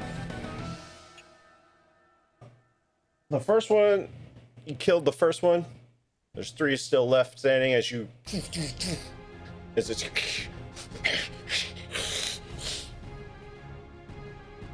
Yeah, your turn? Yeah. Alright. It's their turn, but they have to roll con saves for the moonbeam. The first one is 11. Fail. Fails. Second one is 14. Fail. And the last one is 21. Save. All right. 16 is the full damage. Ooh. 16, and then 8 is halved, right? Yep. So 2 of these drop out of the ground, or under the ground, dead. The last one's just like, just sitting there taking it. And doesn't like it. It's gonna turn you and try to hit you with 2 tail attacks. It's fun. Look at the fun we're Schnoodle, thank you for the follow. You can give a D4 to any player you like. Natural 20 for the first attack. Oh, come on, really? 9 for You the second winged one. bastard. So you take 7 points of piercing Ugh. and 9 points of fire damage reduced to. You still have resistance while you're in form, right? No, you do not, right? Yeah. I mean, I still get the benefit of... Don't I? Or no? Maybe I don't. I don't think you do. You get the benefit of what beast you're in. Because you don't... Because you take the hit points of that, but you keep your old hit points when you revert back. So I would assume you don't. So you take 9 points of fire damage.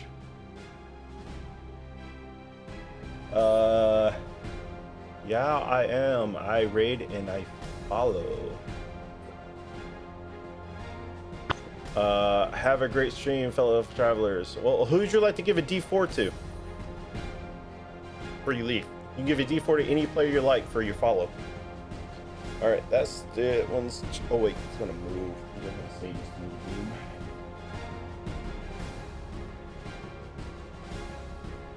Probably move right over there. That's that one's turn. This group.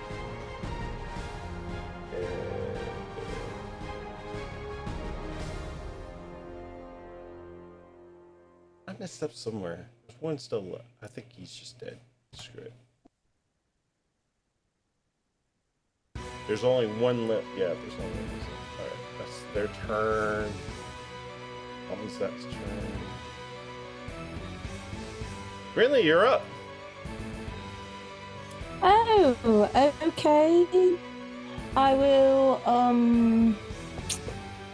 move with my action. I'll move my moonbeam over to this jerk flying away.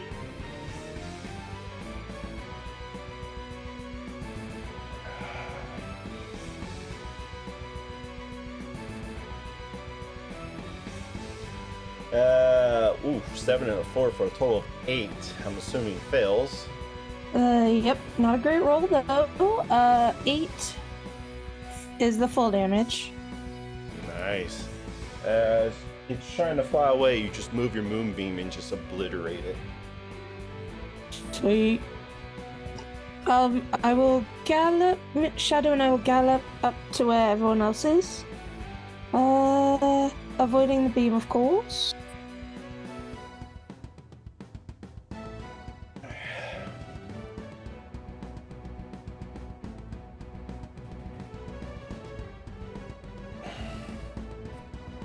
And that's it. That is it. Got it. Let's see, top of the round. So, I've not been able to get up into the air. You rolled pretty bad for his strength check. Yep. Trying to think here whether or not I could get to my Spear of the Green to throw, because I think it would be better than throwing Holy Avenger up, and I'm feeling fairly useless and I just want to sort of throw something at this person. Actually, I forgot to move him. Actually. Yeah. Because he would not have stayed in the moonbeam. Sorry. Oh, he's... Yeah, I forgot to move him on his turn, because he would not have stayed. Oh, so he's even further away now. Actually, no, he has not. Never mind, I'm tripping, because it got moved on Overon's turn. He's not had a turn since Overon's moved, so never mind, I'm tripping. You continue, Okay. You're still there. So would I be able to get to my to my spear to throw it at him again, just to give it a shot? Can't think. It costs you 15, and you have 30 feet, so you can grab it and run right back, I guess. Okay. So I will do that, and then I'm going to attempt Spear of the Green. At him. Disadvantage or advantage? Just regular. Still disadvantage? Straight. Straight. Let me just double check I have that on. Yep. Okay. Please hit. 25 to hit. Yeah, I think that hits. Okay, that feels good. And I still should have Thunderous Smite on. Yeah. So let me just double check, I think. Yeah, you still do. You haven't lost it. Yeah, so that means I get an extra 2d6. Yep. So I'm... Hang on, preparing that. And then let me add 2d6s. So that was 10 and 4. That wasn't a great... I'll take it, 14. My d6s weren't amazing, but... I 14 and I shout in Infernal, damn you, right back to hell. So it's 2d... So it was, you rolled 2 2s? No, I rolled... Hang on, I have to look at that one. Again, it I popped got up your there. 10 for your initial damage. Yeah, so I rolled a 3 and a 1 with my 2d6s. Alright, what kind of damage is it? Oops. Your d6. Thunder Smite. The radiant? I don't think Thunder Smite is going to be radiant. Let's see, Thunder Smite. It might be thunder damage. It's thunder damage, and Alright. I'm using a magical weapon as well. Yeah, that's fine. Yeah, he takes all of it, and he's as it stabs right into the side as you chunk up, it's sticking out of him now, and there's like infernal blood dripping down from him. Okay. As long as I get my one-liner, because I've been very frustrated, and What I did you feel say like, to him? oh, damn you straight back to the hell that you came from. I know we're all surrounded by hell, but I'm feeling quite annoyed right now, because so far I've just been trying to skewer this person. Bertie, do you with not no luck. know where you're at? Yeah, I can still damn someone, though. Okay, because he's now going to hurl his spear at you. I mean, we're all surrounded by hell, but I can damn them within hell. A natural 20 hit you? I mean, Not natural, my armor class is unnatural, I mean. 20. My Yeah. armor class is 20, so... So that is. You take 4 points of piercing damage plus 6 fire damage. So I'm sorry, it's 8. So 14 total damage from as he hurls his spear at you and hits into you. Takes out the spear of the green and hurls it at you. What's the attack? What's the plus on that? Oh, Spear of the Grey, hang on. It would also take moonbeam damage though, if it's. Spear of the Green, 1d6 plus 6. No, not the damage. I'm talking about the plus on it. It has a should have a Oh, my plus. plus is a plus 9. No, what's the plus on the actual weapon? Oh, it doesn't matter. The natural 16 plus. It should be plus 6, maybe.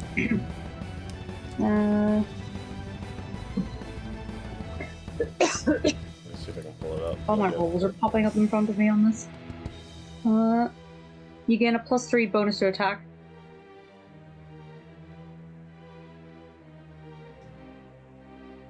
So a plus 3. Oh, okay, yeah. Check Yeah, back that was to- enough to hit. Oh, I thought it was a 16. I was thinking in my head it was a 19, so I was like, he's just missed.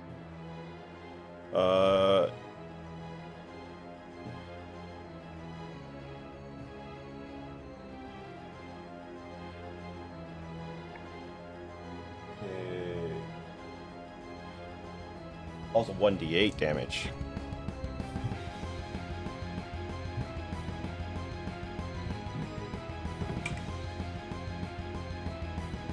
Cool. You take.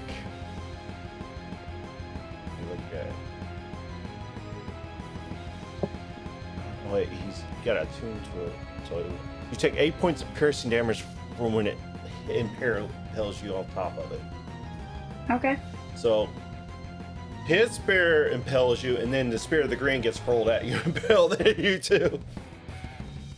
And then he has to make a con save for the moonbeam. Yep. And A natural 23 on a 20 fail. for he rolls a natural 20, so he succeeds. Yeah, so that's 12 damage. Then it takes 23 on a fail. All right. So it's 12 points of damage he takes, and then he will now.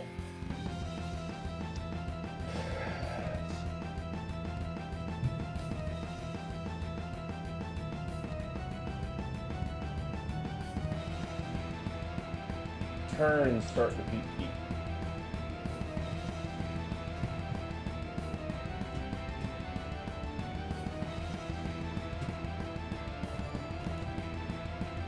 Turns and moves 60 feet away.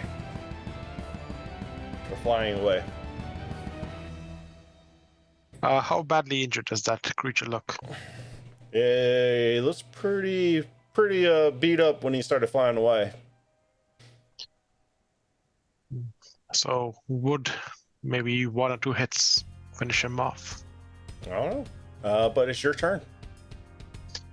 Wait, Okay. before you go, I failed my concentration check, so Oh, my moonbeam's moonbeam down. would not have killed the dude.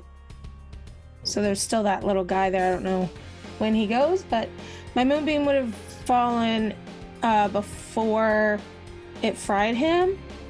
And then I guess for my action, I would have just taken the dodge action Okay. since my turn's already. Try to forget. I'll just put this one here then. I'll just have him there then. Heals. So you no longer have concentration. And how badly injured does Lexi look? To be fair, I'm feeling fairly woozy, a little bit unsteady. I mean, I also look like a bit like a kebab at the minute. And I'm feeling quite frustrated. I guess could this one do with here some is- assistance. This one here is going to make, 2 attacks to Dominos. Its tail. The 19 hit. I'm assuming it does. Yeah. 9 misses. So, 3 points of piercing damage and 6 points of fire damage. As this tail just runs right deep into your shoulder. Now, Overrun, it's your turn. Okay, so first I sent my moonbeam after that creature, and then I You'll move cast it up to Healing 60 Word. feet, right? Yep. Yeah. Double check, I think. Yeah. And then Oh, I actually, cast. he Ah. doesn't get that far. I looked at. No, he does. He does. He gets that far. I'm looking at it backwards. His walking speed's 30 feet. His flying speed's 60. So yeah, he just gets there. So he has to make a con save. Yep. Oh, natural 1, so he fails. Oh. Okay, no. At least one of the rolls was fine. 22 damage. 22. Woo. He's still Yep. flying, but barely. And then I cast Healing Word on Lexi. Let's upcast it 1 as well.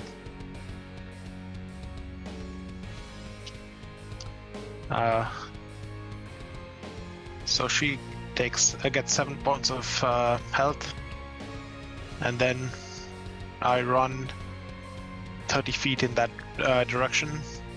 30 feet. Yep. Just so that I can stay in range of Moonbeam. In case it tries to move away. Alrighty. He's gonna make an attack, I guess, on the one that's still up. 21 definitely hits. I only have to roll the extra damage for that because officially he is now dead.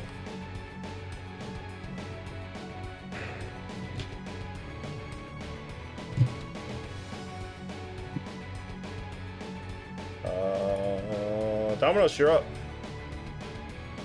Would Bjorn get an extra attack? Or no? A second attack? I use. I guess he Is the would guy actually. flying away? Alright, give me a second. He does have. Yeah, he's well in range. 25 does hit. How much?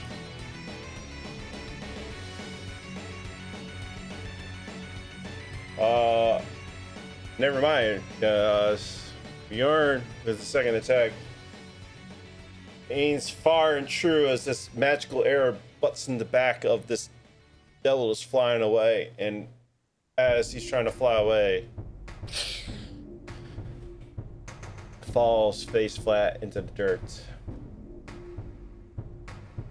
And And that is it.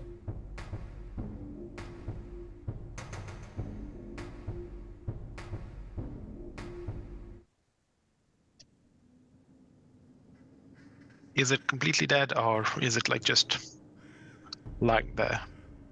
Yeah, it's not moving in the ground. I'm gonna move over and just make sure, and also maybe check the body. You can.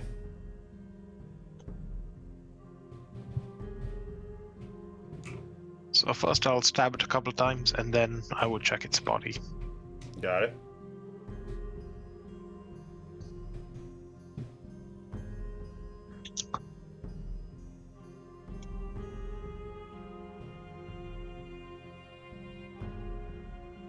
Uh, Well, it's dead, but roll me an investigation check if you're checking. okay. Not very good with those. Okay, but it's a 19. You find 4 soul coins in it. Silver, you said? Soul coins. Oh, soul coins, okay. And as you're trying to pick, what's your alignment? I think I was chaotic neutral. You might can pick up 1, but it's super heavy and it's going to restrict your movement. If you remember correctly, that lawful evil or some form of evil can pick it up easily and carry it around. So I say, Domnos, maybe you could try lifting some of these, and I call him over. I can add them to the ones I have. Yeah. So you can have 4 soul coins to your amount you already have.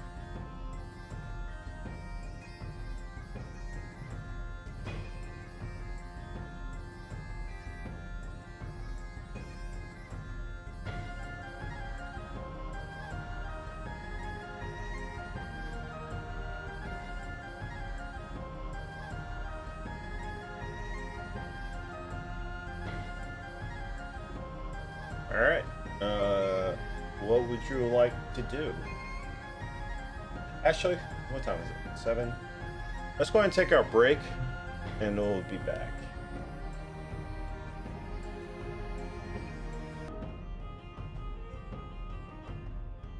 And welcome back. Our people are not back yet for some reason.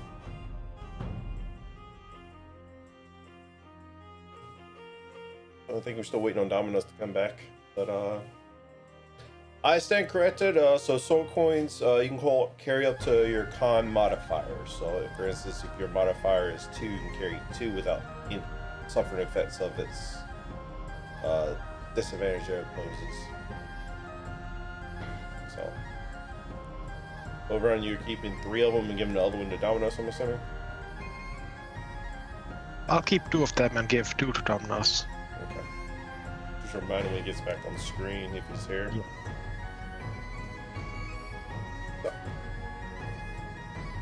Well, so as you pick yourselves up after this battle, Rick, you realize that the air here on Avernus is really hard to breathe. It's already like you're struggling to breathe as it is, just sheer being here. So, but nonetheless, what would you like to do? Still following Lulu as she's leading y'all to Fort Knucklebone? Well, I'm still not at my best, so I will probably just be limping along, conserving energy. Y'all want to like do any kind of buff spells or anything again, if whatever? Up to you guys. Yeah, I can. I'll heal Lexi.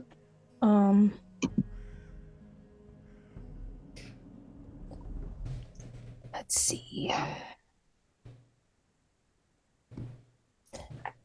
Okay, heal you for. Oh, those are not the right dice. Oh, darn! I don't have the right dice out here. All right, here we go. Oh. Okay, so that will be 15 points of healing for you. Oh, thank you. You're welcome. Domino's, you have 2 soul coins because Oberon's carrying 2. I totally misread or forgot about that. You can carry a soul coin up to your con modifier, so he's choosing to carry 2, and you have the rest of the 2. Dominoes. So, and as I was explaining to him, Dominoes, like the air down here is much thicker and harder to breathe. But you can still breathe. It's just rough.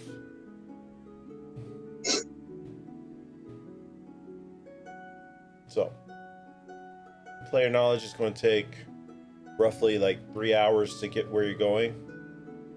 Walking. So, would you like to walk? What would you like to do? I think we would continue walking unless Renia would like to once again summon creatures, which I don't think is maybe horses, but I don't know if you would want to do that again. One moment.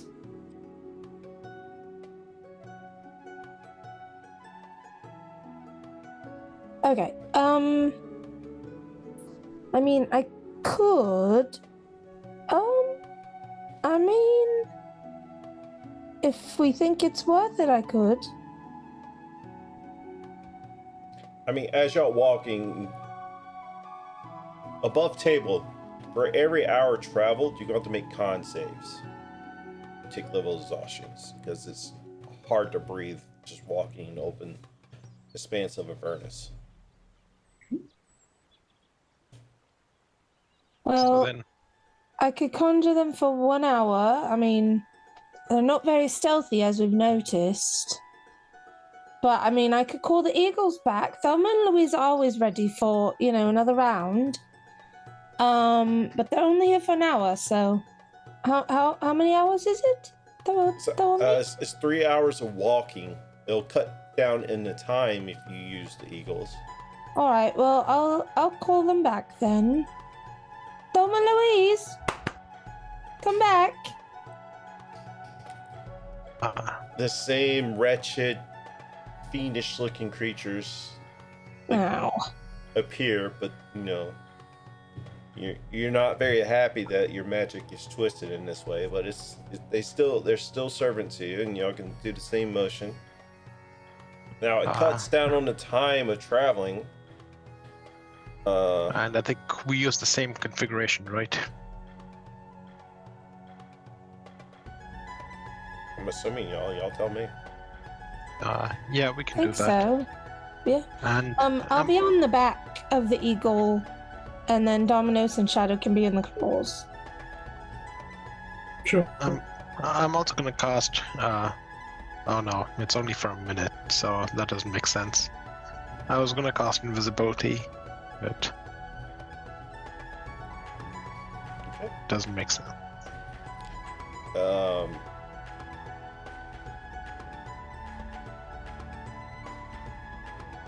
So it's still going to be at least I'll say 2 hour travel time.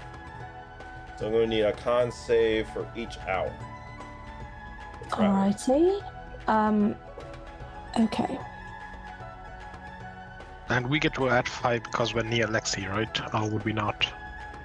I think so. This is not. It's a. Let me double check it. But it's just like a Constitution check. It's not like a saving throw. Okay. No, it is a saving throw. Yeah. Anybody that's within 10 feet of Letsy? Is it 10 feet? I mean, I think it was 10 feet last time. It's the... Actually, I have your character sheet up right now. So it's a 16 and a 28.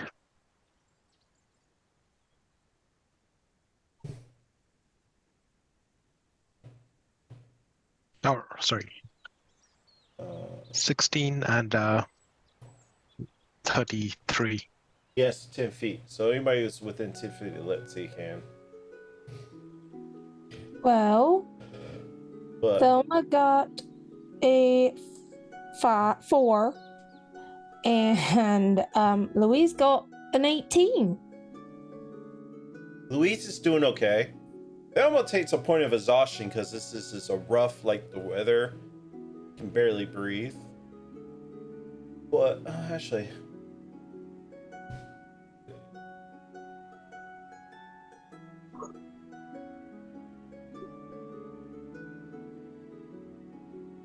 yeah.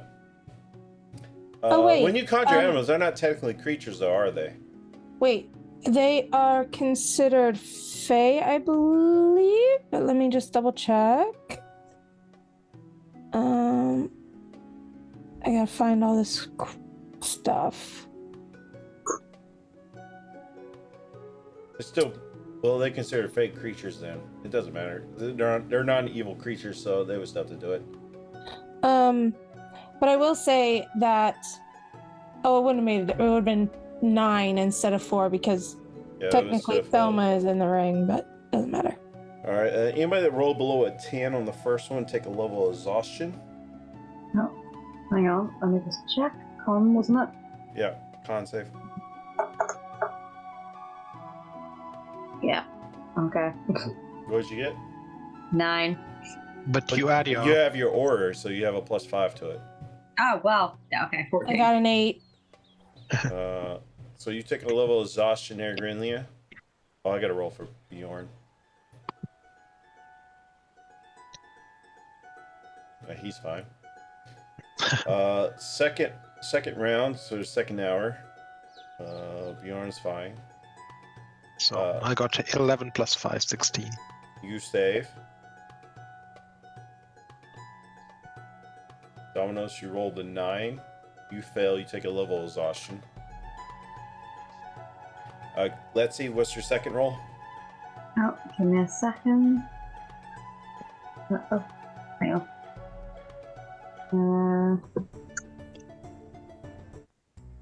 14 without my 5, 19 with my 5. It's what? 19? Yeah, 19 with the 5 added on. No, you're fine. Granley, what was your second round? All right, so, okay, so Thelma got a 15, but Louise got a 4. He takes a level of exhaustion. Okay, So- they want to be twinsies, you know. Even They with the won't be here for the +5, second hour. They want. They won't be here for the second hour though. only lasts an hour. Yeah, that's why I saw. That's why it's taking 2. That's why it's taking 2 hours. So. Yep. So when y'all get to the end, y'all back to walking again, unless y'all want to recast it again. I don't think so. Oh right, yeah, okay, because they're gone after that. That's Yeah, right. they're going That's after the first hour. So unless you want to Yep. recast it. right. No, I don't think so. All right. So yeah. So what's your second roll for your hour, Greenleaf? 17. 17. You succeed. So, all right. As I get to where I need to be.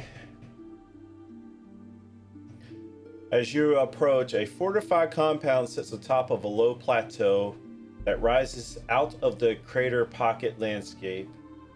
At the center of the compound is a hill of rusted colored stones that resembles a hand clawing out of the ground and grasps between and gaps between the fingers. A jagged wall made of rock, bones, and metal debris surround this hand shaped in the hill. Other highlights visible from the distance include a gatehouse on top of which stands a half dozen small figures on watch.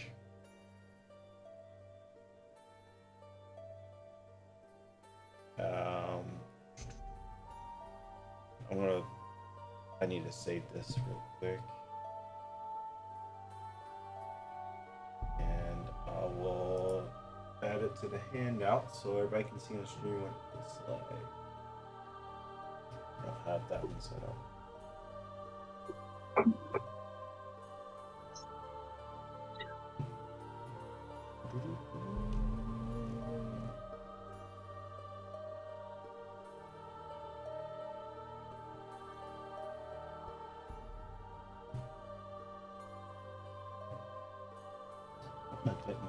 I have to open up a new image. That's what I have to do.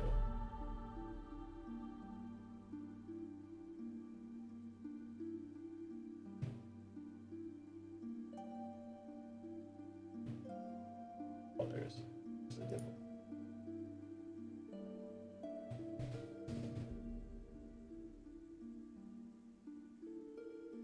I don't understand why OBS has to open up such massive windows.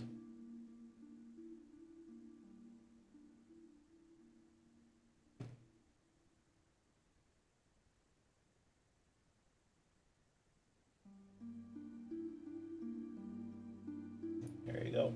And then for you guys, you don't want it in the Discord, I can put it in a Discord.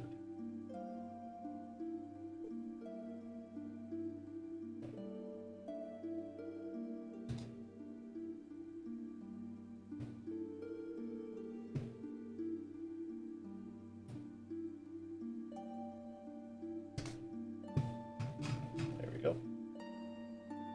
So yeah, this is what you see as you approach the Fort Knucklebone, and everybody on stream can see it now too.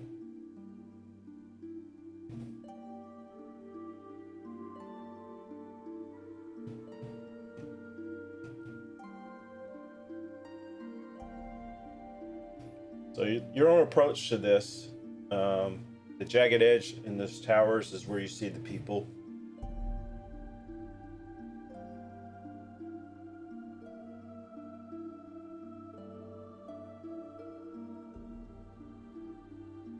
Or, I mean, are you approaching or what?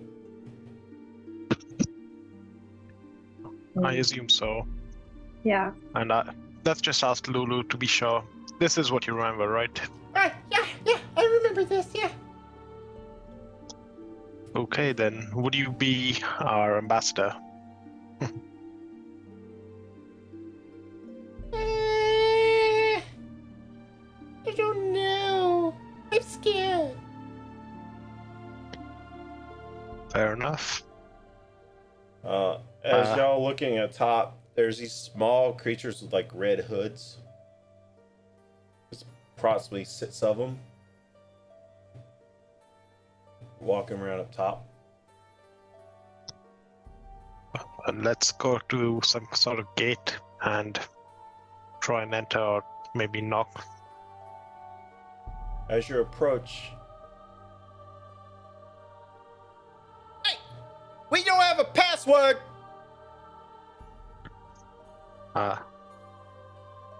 Lulu, do you know any password?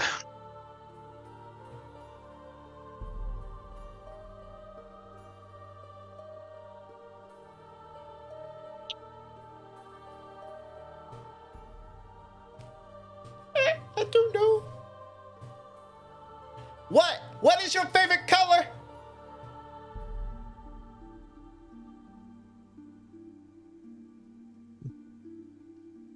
And is this all in common? Oh, they're they're just talking down to you in like regular common. Okay. I look around and say, maybe a twilight blue, bordering on black. Blue button up. Okay.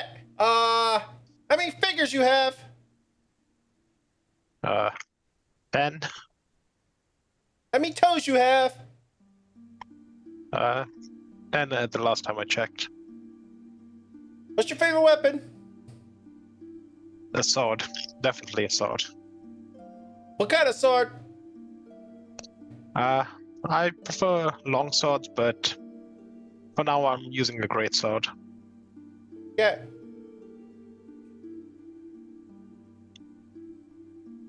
It is rambling on with random ass questions. What's your password?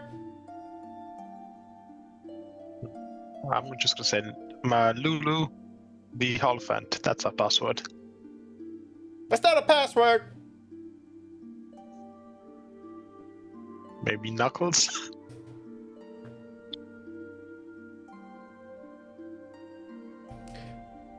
Alright, stand on your head.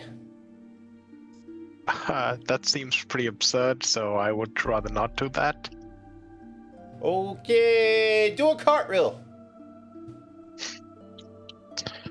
I'm wearing fairly heavy armor, so I don't think I would be the best one to do cartwheels. Alright, Yeah. do jumping jacks. How many would you like us to do? Much as it pleases us. I I don't like to go into things not knowing, so I think I'll take another pass on that. All right, stop sitting around like idiots. Just come on inside. As the door starts like, it kind of all rambles open. The area is enclosed by littered and trash mechanical parts, some put together in a way that resemble a vehicle. Ramshackle structures from the same junk as the outer wall provides shelter. A platoon of small fey creatures mills about and start looking like feral gnomes.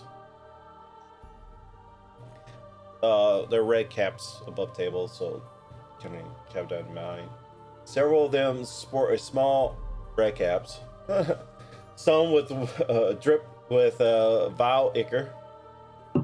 A pair of kinku examine one of the strange vehicles clattering around each other on high-pitched squawk. These kinku carry an assortment of strange tools. When they see you, they turn and stare in wonder.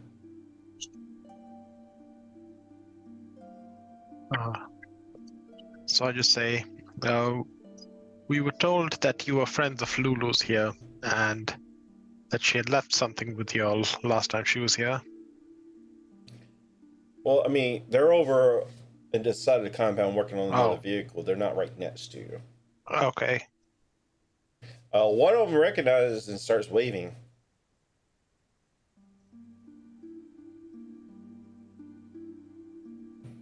So then I'll tell the rest of the party, maybe we should head to the one who looks the friendliest. And I say, Lulu, maybe you wave back. Well, I'm just thinking, Lulu doesn't remember them. Do we want the advantage of memory loss, or do we want to kind of play into it that she remembers? Well, Lulu seems like a friendly enough person, so maybe the fact that she's waving, or they're waving at us, good. They're waving at you to basically telling you to remain where you are. Oh. Not waving as in come closer. How does Lulu wave anyway? Says, maybe with the "What's trunk." the deal? Patience is a virtue. I can't keep the boss waiting." And runs off into the trash structures. A moment later, he returns leading a tall creature wearing a long, tattered shift covering in mud, blood, mold, and worse. The hat's eyes seem to be more independent from each other. She approaches, her straggly brown hair hanging in front of them, resting on each shoulder. Her eyes red-eyed ravens, behind her. Skulking creature, balking and despite fiendish parts, struggles, moaning and hopping walks. Both the hat's eyes focused keenly on your group, and Lulu specifically. My goodness! The hag gloats, despite dripping from the mouth. Where did you find such a treasure? Looking at Lulu. Does she look like she wants to, like, eat her, or like she admires her? Oh, not at all. Like, lock her in a cage, yeah. like a dragon.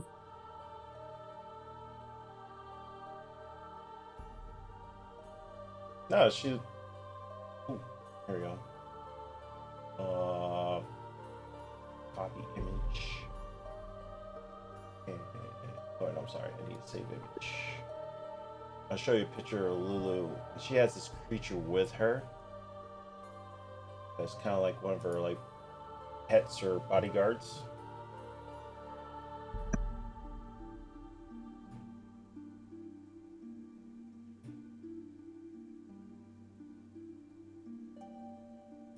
I don't understand why OBS has got to open such massive windows.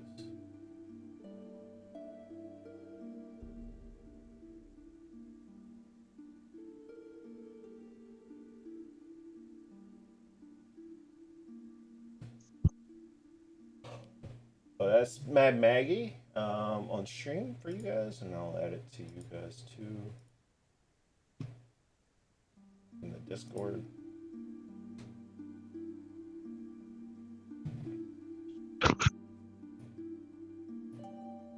So.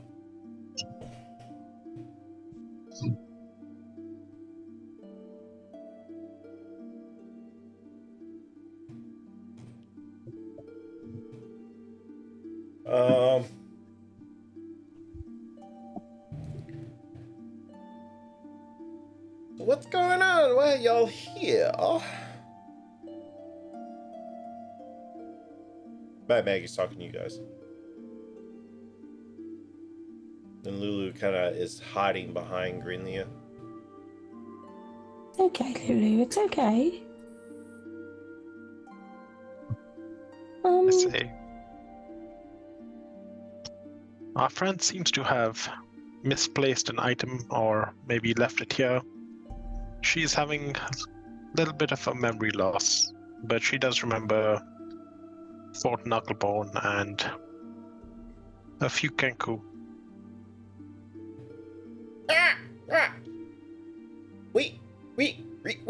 Remember! Yes. I remember her being much bigger than she is her current state. Well, she has memory loss. I know a ritual that we can do to get her back her memories.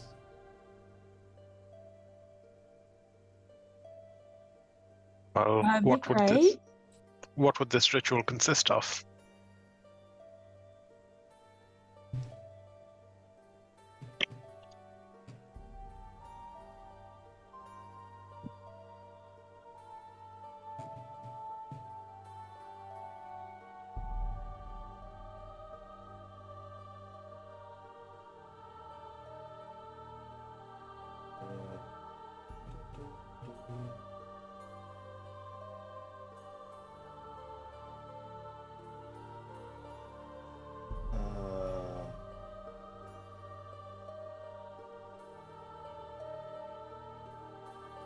I can assist you, but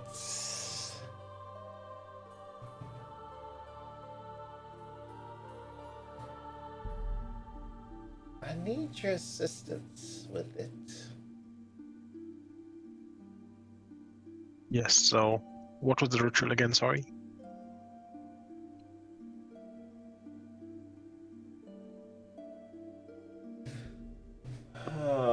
It's not really.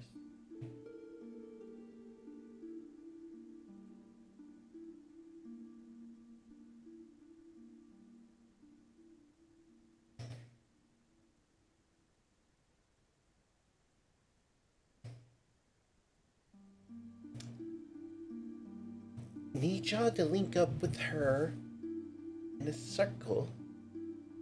We have to enter her memories to try to unlock them.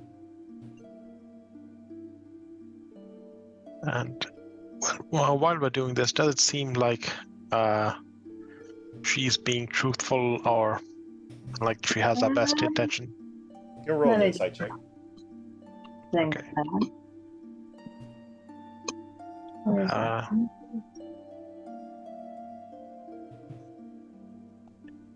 That's 12.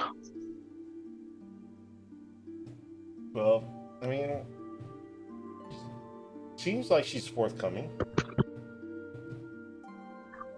I was about to say I could zone of truth it, but they would be aware of the spell, which I feel, so far they've been friendly. Yeah.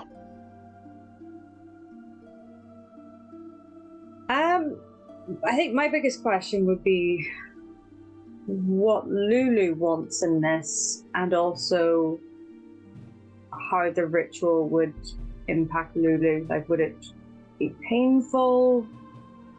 Are they going to be aware? Are you asking her, or are you just saying it?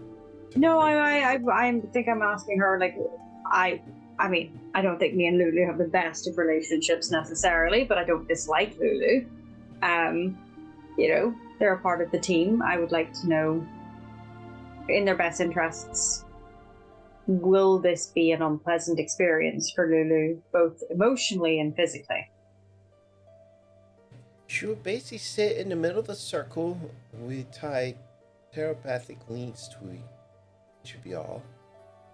We'll go into her mind to try to unlock those memories. What's in her mind, we do not know until we get in there. Okay. Lulu, do you want us to go in your brain or whatever's in there and start like sorting things out for you? Or would you rather us not meddle? I think it's best, right? Well, maybe. We need to find this sort of Zarel. And I cannot remember where it's at to send my memories somewhere. I just cannot remember. And I think this is the best way to do. Well, Lulu, we just want to make sure we have your consent because we're going to be getting all up in there, and it wouldn't feel right if you didn't give your blessing first. Anything that helps us. Okay.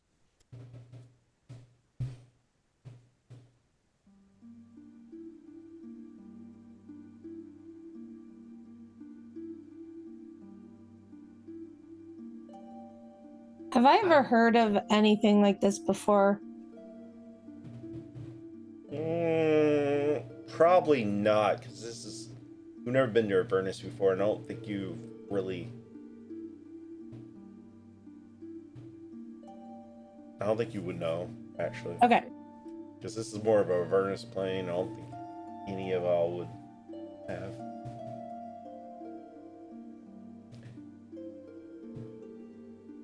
Well, let me get the stuff I need to make the preparations. You'll have some time to sort about, if you like. Perhaps we could take a short rest? Oh, by all means, you can take a short rest. Oh, perfect. Oh, great. Well, Yeah. Lulu's doing that. And also while she's away, I would like to discuss with the party. Maybe we should try and find out what she wants in return for this before we do the ritual, so that we establish the parameters. Absolutely. There's also a flying skull that's on fire, just hovering about. Yes. Who do we have here? My name is Barnabas. Of course it is. Hello, Barnabas. I'm Orvon. Hi. How are you? Welcome. Well, other than the fact that we're in hell, we're doing pretty well.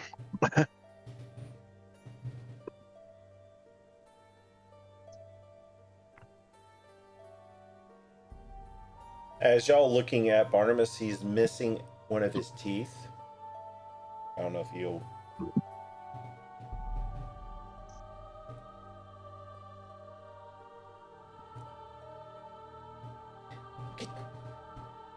Could y'all help me with something?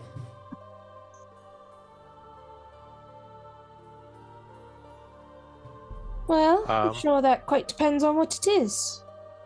I need to find my missing tooth. I think one of these grubby little redcaps have it. Is there anything special about the tooth? Mad Maggie lights me up to my best appearance, and I'm afraid to ask her about it.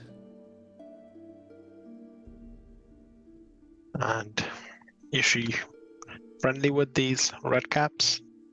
We all work for her. And what exactly do you do for her? And what do the red caps do for her? We all work for her. She is a night hag, you know. She keeps all the gains in check. She works for Zarel. Zarel leaves us alone while she keeps the rest of the gains in check.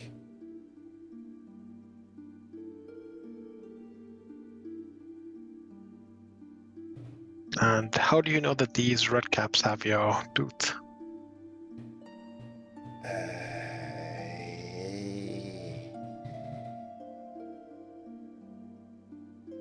I'm not 100% sure, but I believe they do.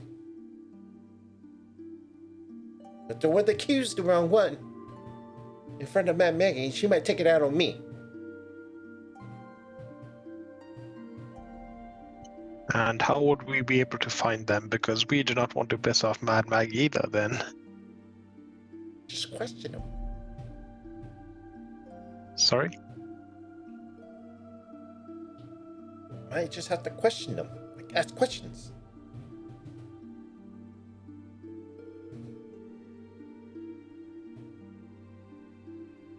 Yes, but that could get... Mad Maggie might be annoyed at us if we start questioning her workers. Maybe you would just watch them for a little bit and see if you can see when... I'm pretty sure they transfer between each other. Well, we can certainly keep an eye out for them, but I can't promise you too much more, unfortunately, at the moment.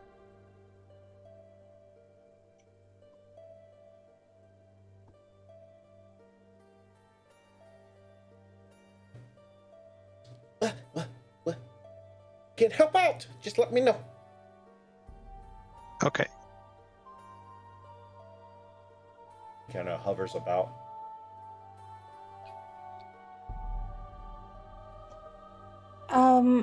You do see a bunch of massive, like, war machines all around. There's a couple that kind of looks like bikes.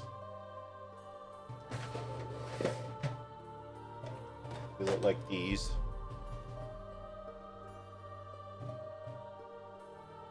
I'll put it on the main screen for you guys. So you got a couple of these are kind of sitting around and about. You do see one of these. It's kind of parked over to the side. You can probably deduce this is like her personal vehicle.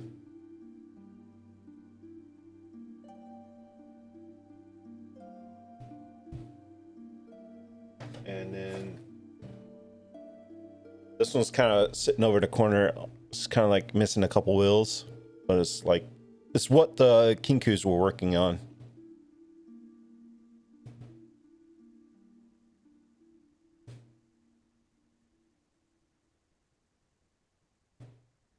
And there's another one of those bikes that are actually attaching a wheel to also.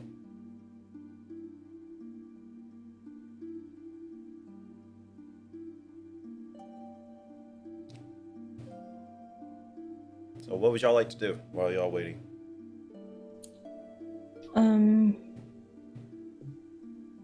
Well, I suppose while we're sitting, taking a short rest, I'll just have Shadow be on Tooth watch. So he's just watching but not moving, he's just sort of staring, see if he spots a tooth. I don't know. Okay, roll me a perception check.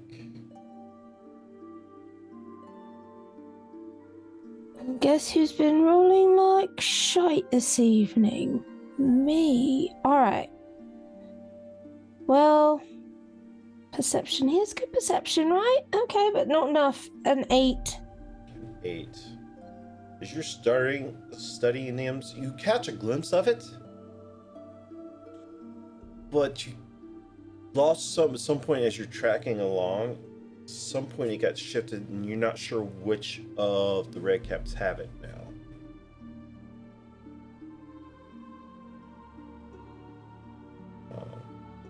Yeah. Anybody else trying to look? You can roll. It takes 10 minutes to do so for if you're wanting to try to study them and try to keep track. Okay, so we're all what? Perception? Whoever's trying to look for this tooth. I'll also look at it then. Yeah, I guess there's no harm having a look at the tooth. Side quest Yep, time. I definitely do not see it. I got an 8. Got Nate. You same things. Like you lost track of them handing it off to one another. Okay, perception is it? Yes.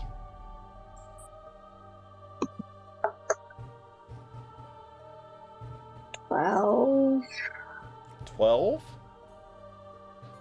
yeah, my passive is 11, but my roll is 12, so it's just as they're looking, you're sitting there also observing. As they lose track of it, they see one red cap put it like in their front pocket okay. of their Oh, little coat. we see one red cap with the tooth. Mm-hmm. Anyone feel up for a bit of pickpocketing? I'm not very good at that. Maybe a good friend Bjorn it could help. Or maybe Grundy I could turn into a spider and pick it up. Or maybe something What small. his stuff is. I'm just thinking I don't really I want can, but yeah. I don't necessarily want to cause a ruckus, but I do want to get this tooth back.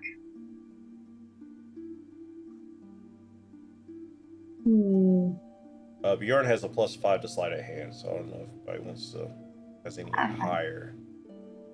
Oh, he'd want to steal a tooth, I imagine. Oh yeah, Bjorn would. I Yeah. can see Bjorn doing this. This feels very in character for Bjorn.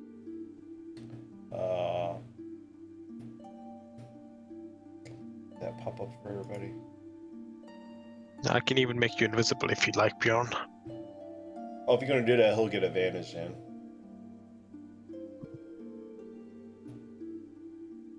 Well, natural 20 will do it. Ooh. Okay. Ooh. Yay, Bjorn. So Bjorn comes back. Well, that was easy. I don't know how his voice is, but whatever.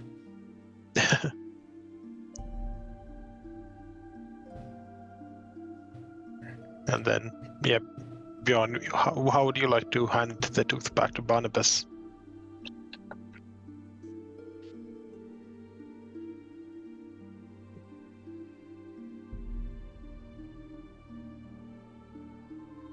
What? What's your question? Yeah, I'm just gonna say, Bjorn, why don't you return the tooth to Barnabas?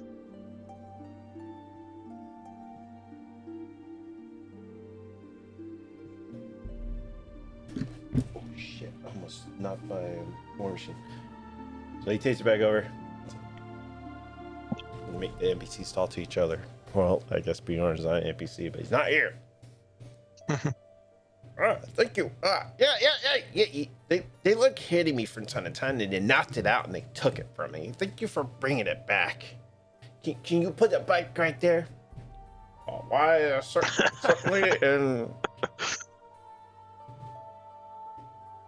And he puts it back. It controls the flame just enough so he can put the tooth back in, so it doesn't hurt him. Thank you.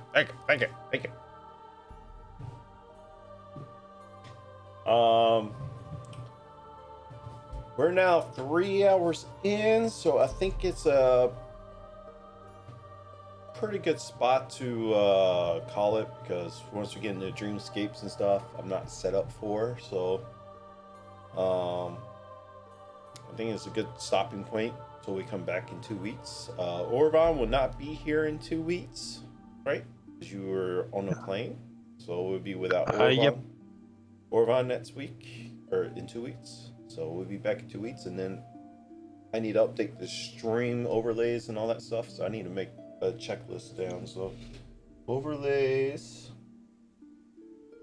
all that good stuff. I need to decipher how this is broken up for this little part. It's like broken up in different spots, what y'all can do, and then what she actually wants for the ritual is like it's her own reward to do the ritual.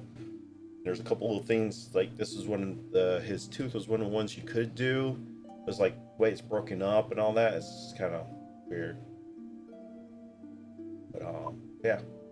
The next part is going into her dreams and trying to figure out what's going on. But if y'all can take your short rest if you like. Cool. But yeah,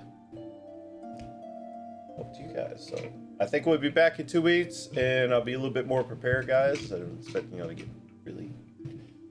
I wasn't expecting the book to be laid out like this. I was like, whoa, what the? Now I'm bouncing around for what y'all see and how they interact with you and stuff. So I probably did something wrong there, definitely for sure. But I'll try to definitely be more prepared next time, because up until yesterday, I didn't think we were having a session. So.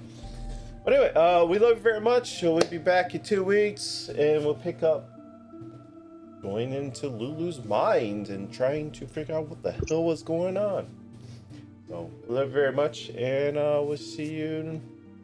Next time we're live is Monday night for the locals of Icewind Dale, and then hopefully we can get Dragonlance off the ground next Friday.